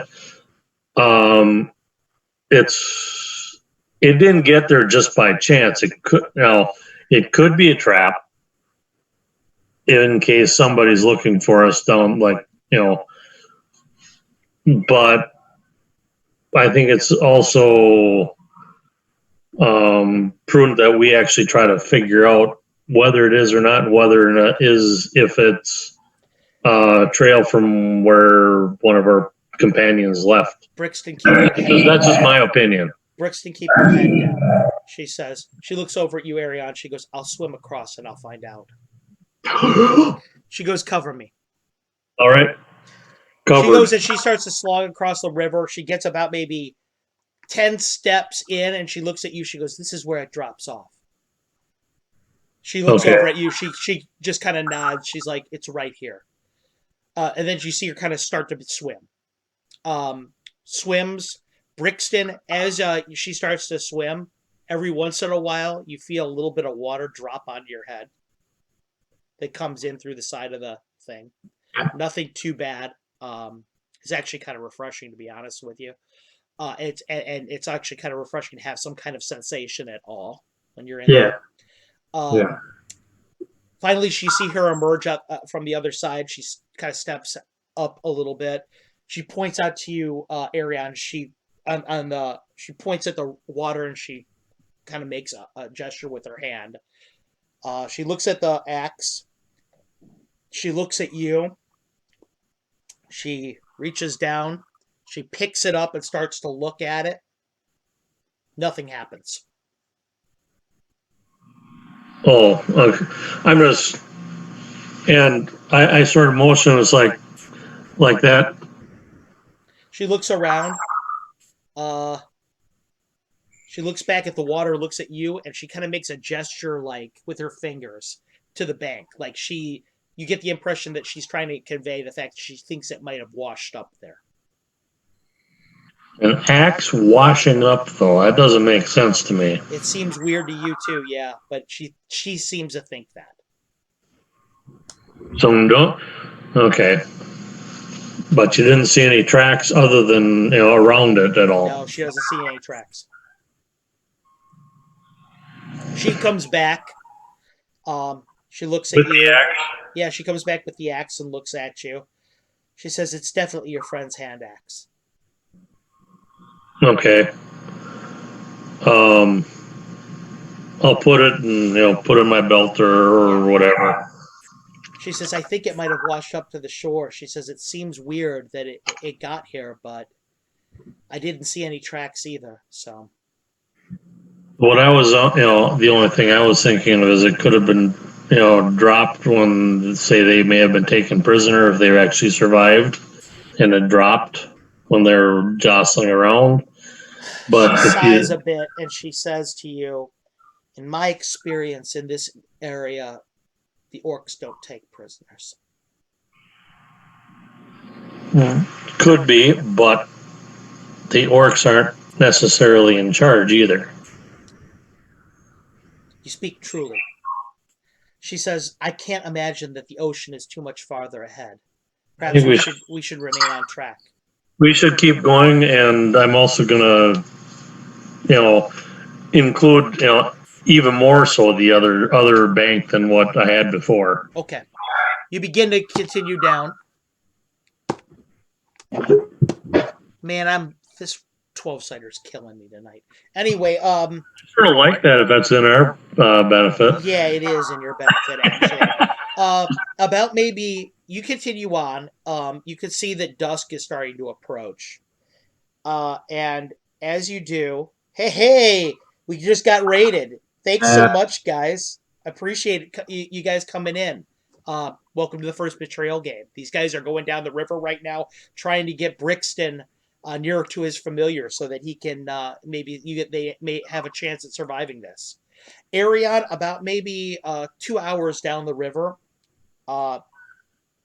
Tobias, you see him, and he comes walking back up to you. Okay. He goes, in your friend's words, he goes, I got good news and I got bad news. Well, let's do the same bad first. Well, the bad news is I didn't manage to find anything to kill.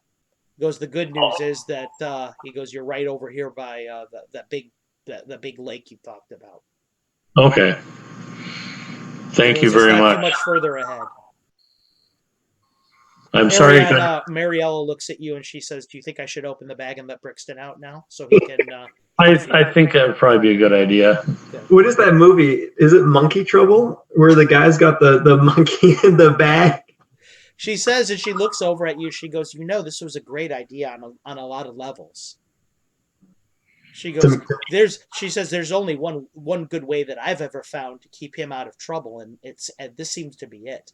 Yeah, I think we should clunk him on the head next time you got a problem. Throw him in there for a while. She says, she smiles. She just kind of smirks a little bit. She says, opens up the top of the bag. She kind of slogs out a little bit to the edge of the water. Brixton, Sonny, she says, I think it's time for you to come out.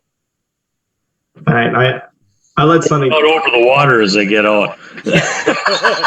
Sonny clambers out first. She goes, she says, Garl be praised. This is weird in here. She gets out and the sun feels so good. Brixton, as you get out, you can start to smell the ocean air. You feel the presence of your familiar, but it's different. Something is different. Yeah, okay. Okay. Ariane, Brixton climbs out with Sonny. You're in the water right now, but now to you it's probably about knee to thigh deep in the water, because Ariane was up to his ankles. So you're the two of you are out there. Are you guys going to continue on? How far can I see the ocean? No, not yet. The river is bending a lot at this point. Okay. Oh, I thought we were at the ocean. Okay. Not quite yet. No, Tobias said it's not too far up ahead. I'm gonna grab the bag back and I'm gonna knock an arrow in my short bow as well as I can. Okay, you do. And so does Sonny. Sonny grabs her daggers. You guys begin to continue on, and soon enough, yes, the open ocean is ahead of you. You make it all the way to the mouth of the ocean. All right. I'm going to make sure that we can find some place securable. Okay. I guess we're at the camp here. It's really hard to find someplace securable. It's a lot of open area here. Brixton, you guys could see the sun rolling down out of the skies. It's glittering off the ocean. The white caps are rolling in and crashing on the shore. There's a bit of an eddies and whirlpools over here where the river is meeting the ocean itself. The smell of the sea is there in your nose. You're starting to feel invigorated, Brixton. The day is starting to fade very quickly. You're getting the sensation it's probably maybe about 2 to 3 hours of light left. It's you don't see a ton of Ariane. You don't see tracks anywhere. How wide is the river mouth at this point? The river mouth is starting to open up quite a bit to its maximum as it feeds into the ocean. There are really no place that's really all that defensible in here. Your probably best bet is to go into the woods into either the north or the south part of the river. Or you guys could continue up the coast a little bit further and see what you could find. It's up to you. What would you like to do? I mean, if we don't want to, I don't know if I'd want to hazard crossing the river to go to the south at this point. Guys, very quickly, one of my groups in one of my players or our watchers, one of my dear friends, my arch ally Mark Clover, who is a game store owner up in Wisconsin, Lake Geneva. He just says the following: if a necromancer raises a dead magic user's summoned animal, does it become an unfamiliar? Never know. I like it. That's awesome. That's awesome. We may have to put that to the test later on in the first betrayal and find out. Whoa. Thank you. You just gave me an interesting idea for my own campaign. I'll just leave that there. I'll just leave that there. Anyway, Brixton, you're out of the water. Where are you guys going to go? North to the north along the coast, or to the south, or what are you going to do? I'm just gonna. I can see the ocean. You can see the ocean now. You smell the air. I'm just beelining into that thing. Okay, you begin to beeline to the ocean. Ariana Mariella just looks at you, shrugs her shoulders, and she says, "I guess I know which direction we're going." I guess so. I'll just make sure I'm keeping. Brixton, you're heading to the water. You're heading to the water. You feel your familiar close. What are you gonna do? I'm gonna go in the water. You jump in the water. Yeah. Ariane, you see him dive into the water. Sunny looks over at you. She goes, "I hate it when he does this. I keep worrying he'll never come up again." Yeah, sometimes I can't swim, so. Next time you try, we should tie a rope on and go fishing. I knew I should have kept him on. I knew I should have kept him on that silk rope. She says. About a minute later, when you're starting to really worry about where he might be, all of a sudden the water starts to really churn up in the mouth of the right where the water of the river meets the water of the ocean, and up rolls out of it Brixton, covered in water pouring down his body, it just eddying and rippling off of him, and he's on top of he is not on top of his familiar. He is on top of what looks like a gigantic wave of water in the form of a horse. It's like his entire familiar has been converted into water. Living water. As you explode up out of the water, Brixton, you can see within the water suspension of her body, like motes of stars that swim around in there. You can actually see individual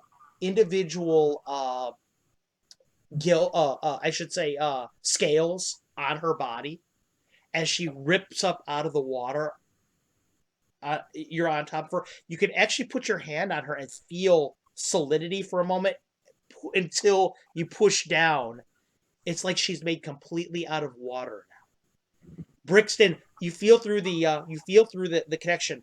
Something happened, Master. I'm not the same as I was. And I can actually this isn't.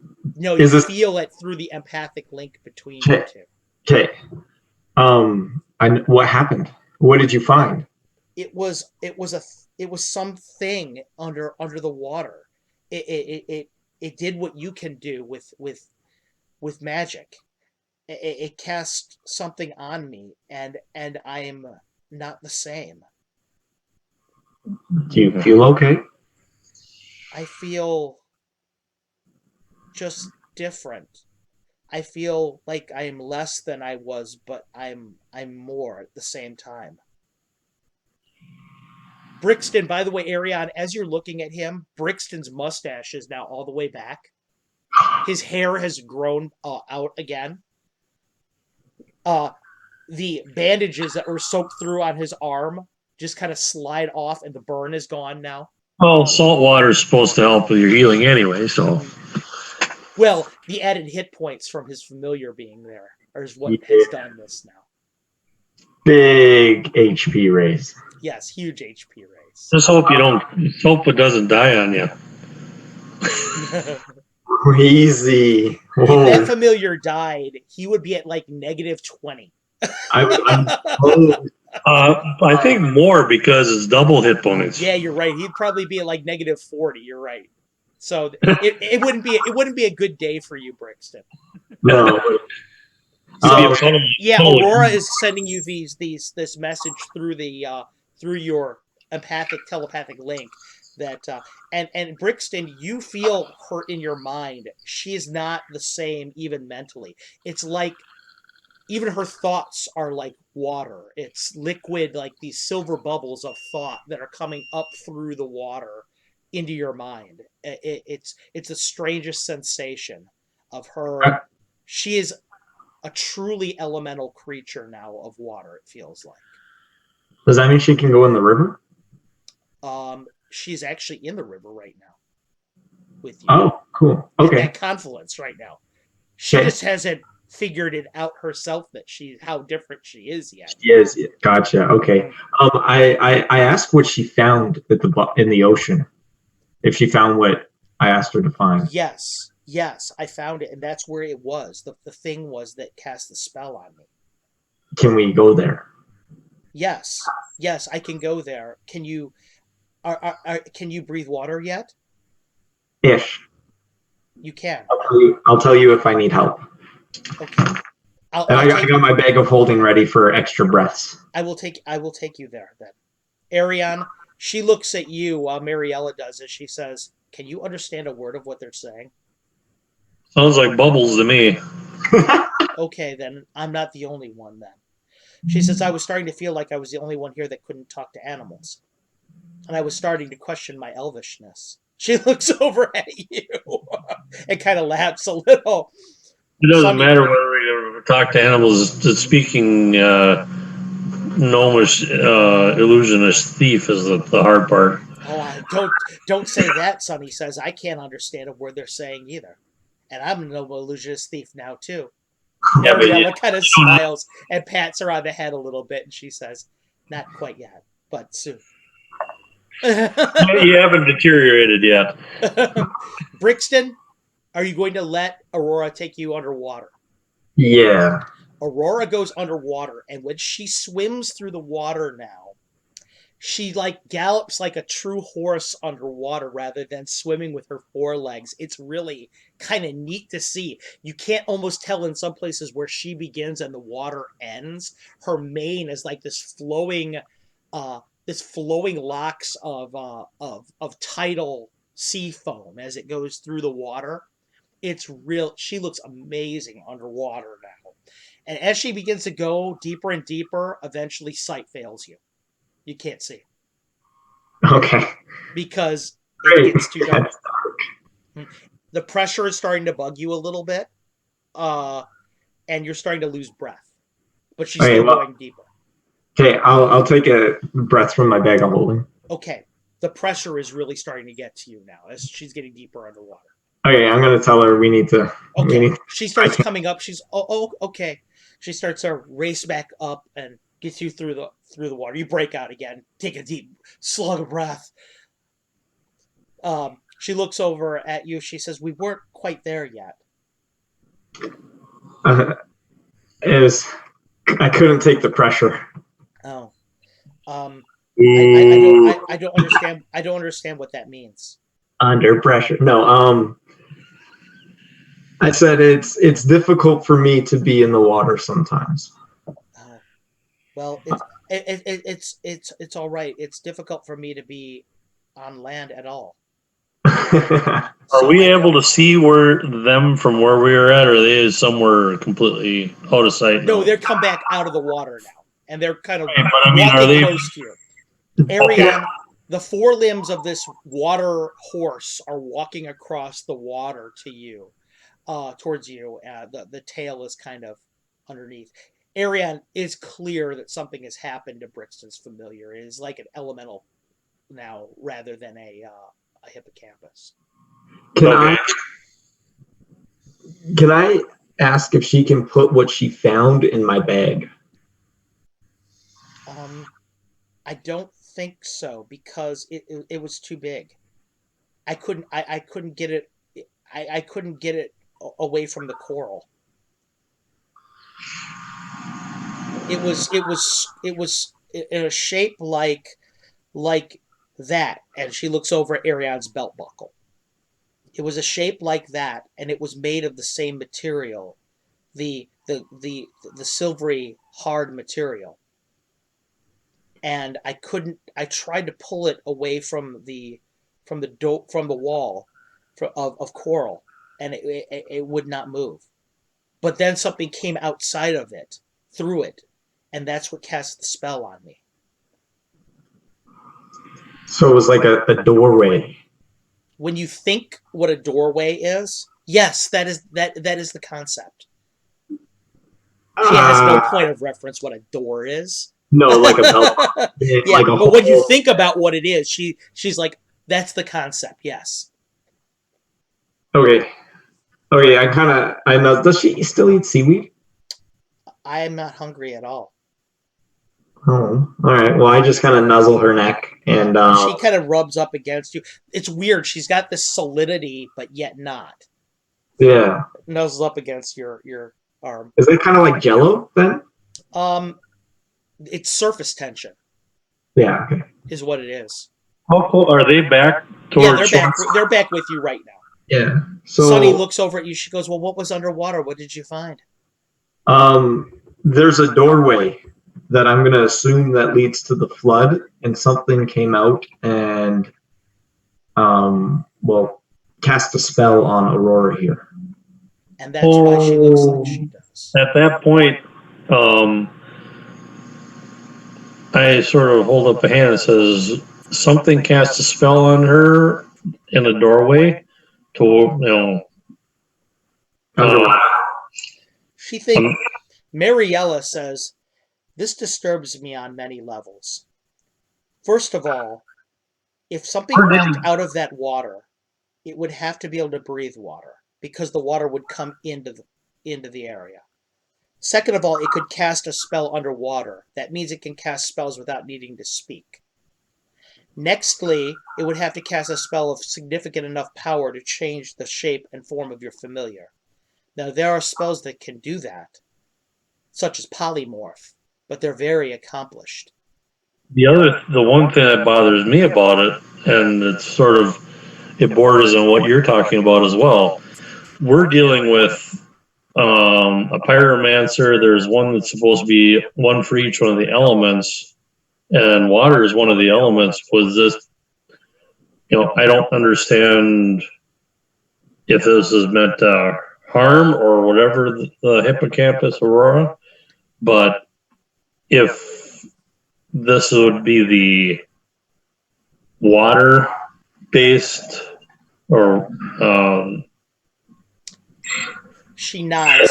She says, I'm thinking this could be part of our adversaries. Mariella says it makes sense if you think about it. That means that the water wizard, that is why they're here. The elementalist wizard is here to investigate the flood and get those magical items for themselves.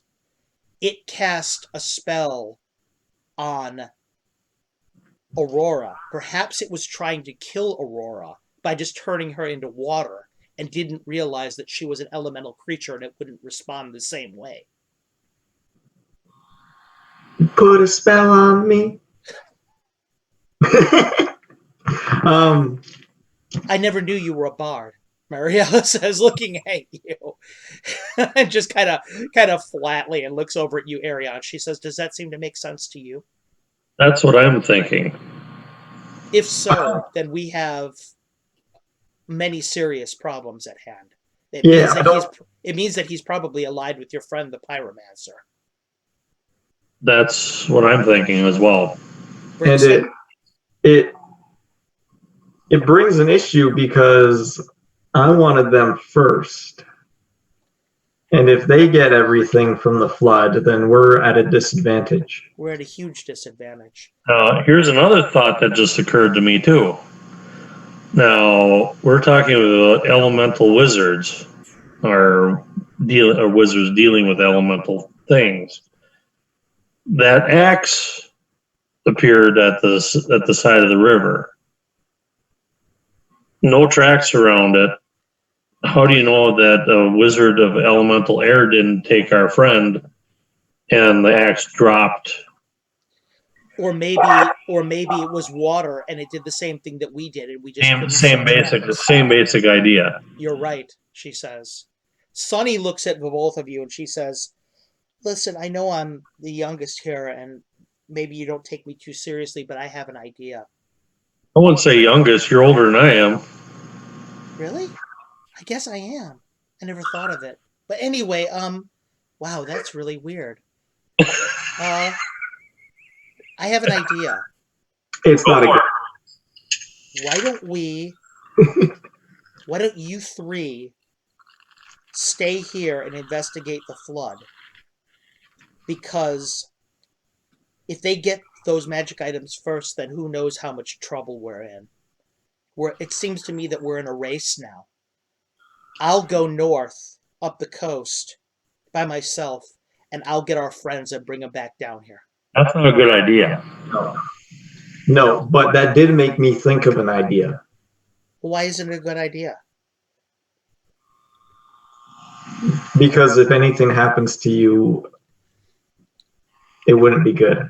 I'm down here with you fighting orcs, and I just survived a fireball. How could it be any worse? She smiles. By not having anybody else to help you. She's thinking like me now. That's exactly right. You finally got it. She is thinking exactly like her master. Well, how would you like to ride Aurora? Never mind, that won't work. Yeah, can you take Aurora north? Yeah, I could. Yeah. Okay. I could do that. But how are you going to get underwater without her? Well, I'm going to try something. I have an idea. It's kind of later in the evening, right? Yeah, it's starting to get there. And if I'm in an extra dimensional space, I won't feel any pressure changes. That's exactly correct. So I'm going to hop into the bag of holding, and Aurora's going to carry me down there in her mouth. Aurora's made out of water. How's she going to do that? I'll tie a rope around her. I don't know. And how is the rope going to hang on to her? Well, I hold on to her. And now you see the other balancing act. How are you going to open the bag from inside when there's nothing to grab a hold of?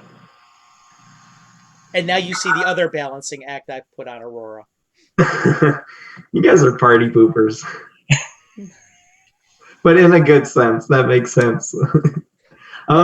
Mariella says, we need a plan. Brixton, Arion, what do you think? Well, we should make camp. I think that's an excellent idea. I'll go hunt for some food after we make some camp. And then maybe we can make a plan going forward how we're going to address this water situation. Believe it or not, I actually agree with Sunny to some degree. We need to make haste. Yes. If we're in a race down there to get these magic items, it seems that we're beaten to the punch already by two different groups. The orcs and this wizard. Why don't you accompany Sunny north? I was afraid you'd say that. I could do that. But because that'll get you to Agrias fast. The two of you will be. It makes sense. She shakes her head. Yeah, I have Aurora. I have Aurora here, and I mean, I'm capable. She looks over at Sunny. She says, "Do you mind traveling through the darkness?" She goes, My master's taught me how to deal with the darkness perfectly well." I have another question. Okay, what you're proposing is I'm going to be joining Brixton, possibly going underwater and all this other stuff? I would think this. She looks over at you, Arion. She says, if Brixton is if you take a bag of holding and you put it upside down, and Brixton is inside of it, and you put it over your head, you'll be breathing in that same area with him, correct? I could see that. And I don't think you would run out of air so quickly that you couldn't make it quickly underneath No. the water. At least then you would only have to worry about pressure. Here's the other thing I'm going to say too, and if he's willing to, I would say have Tobias go with you two. He's not going to be able to do anything underwater. I can speak to Tobias. Yes, that's what I'm saying. At least you have somebody to. Boss, I don't know, man. I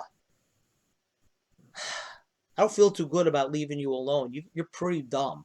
I know I'm pretty dumb, but I mean, problems. But all of us are dumb compared to you. So I would suggest I guess having the brains behind this triumvirate going up the coast. Yeah, you're right. Without me, I don't know if they're going to make it. So and you can talk to Sunny. So at least you'll be able to. She's the dumbest of all of you, but I'll try. So, all right. Well, you put me at a big disadvantage working with what I'm working with, but I guess. Well, would you rather have that, or would you rather be dunked under the water and not being able to come up? Oh, no, that's not a good idea. No, that's not a good idea. I guess you're right. I'll besides, these guys can't even hunt for themselves. I mean, out in the woods, they're basically naked babies. So as he's doing this, I'm handing Mariella a bag of jerky treats for him. He looks up at her. He goes, "You're going to need those." He goes, "Because I'm going to be saving your ass plenty on this." Do I want to know what he just said, Sonny?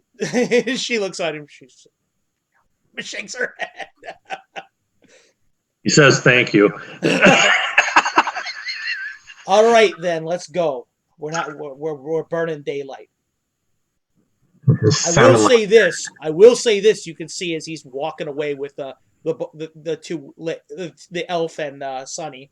He goes, "At least you're with the most handsome and the smartest one of you. You got the best chance of living." So, can I hear that? Yeah, you do hear that on the way out. They all disappear in the distance as you're leaving Brixton. Sonny is doing something. You see her doing something with her hands for a long time. She walks away. She turns around, looks back at you, and she throws something. Uh-oh. It hits the ground and the. Can I catch it? No, it hits the ground at the riverbank. I go get it. It's a dagger with something tied around it. What's tied around it? A note. An engagement present. Oh, God. What's the note say? I love you. Aww. Boy, I caught it real good there. I just fell out of my chair. With a smiley face and a heart. Aww. I'll just tuck it inside my jacket. Is the dagger nice? The dagger is the one that one of the ones you gave her. Oh, okay, cool. Well, he doesn't care about the sentiment. He just wants to know if the dagger. Yeah, he wants the gear. Talk about totally morphing into a first edition player. Tell me about the loot. Well, and I still got that sword, right? You do still have that sword. Okay, good. But it's in the bag of holding. Yeah. Okay. Yeah, so it's like bigger than me. It is bigger than you. Ariane could use it though. Oh yeah, I have tried it out or whatever. Uh-huh. Yeah. So the two of you are there at the riverbank, at the edge of the river where the river meets the ocean. Aurora is with you. Dusk is settling in, and that is where we are going to end our session for the evening. We got 10 minutes left. I think it's a good stopping place for it. The party has split again, with Mariella and Sunny going north, with Tobias leading them as their fearless leader. You put the Wolverine in charge. And, I think Mariella would be more in charge, but you know, you I gotta think gotta Mariella is humor, going to be the gotta one in humor him charge. anyway. But it's good to let Tobias think he's running the show. Gentlemen, thank you so much. I had a great time. Hopefully you guys had a lot of fun with Oh it. yeah, as usual. Thank you so much. Bravo, Carlos, David, and Matthew from Gaetano. Gufang, it happens when you say someone's life a few times. I know. So thanks so much for everybody for watching us this evening. I really appreciate the support, and you guys are all going to be getting messages from me in the near future about when we're all going to be able to play the games. I'm hearing from Brixton and from Jason that we need to have the triumvirate live again. So we'll be doing that soon, I'm sure, again. And guys, thank you very much. Brixton and Ariane, hang out for a little while as we always do. No problem. Thanks, for the first everybody. Betrayal campaign, we're going to be signing off. Thanks again, everyone, and have a good evening.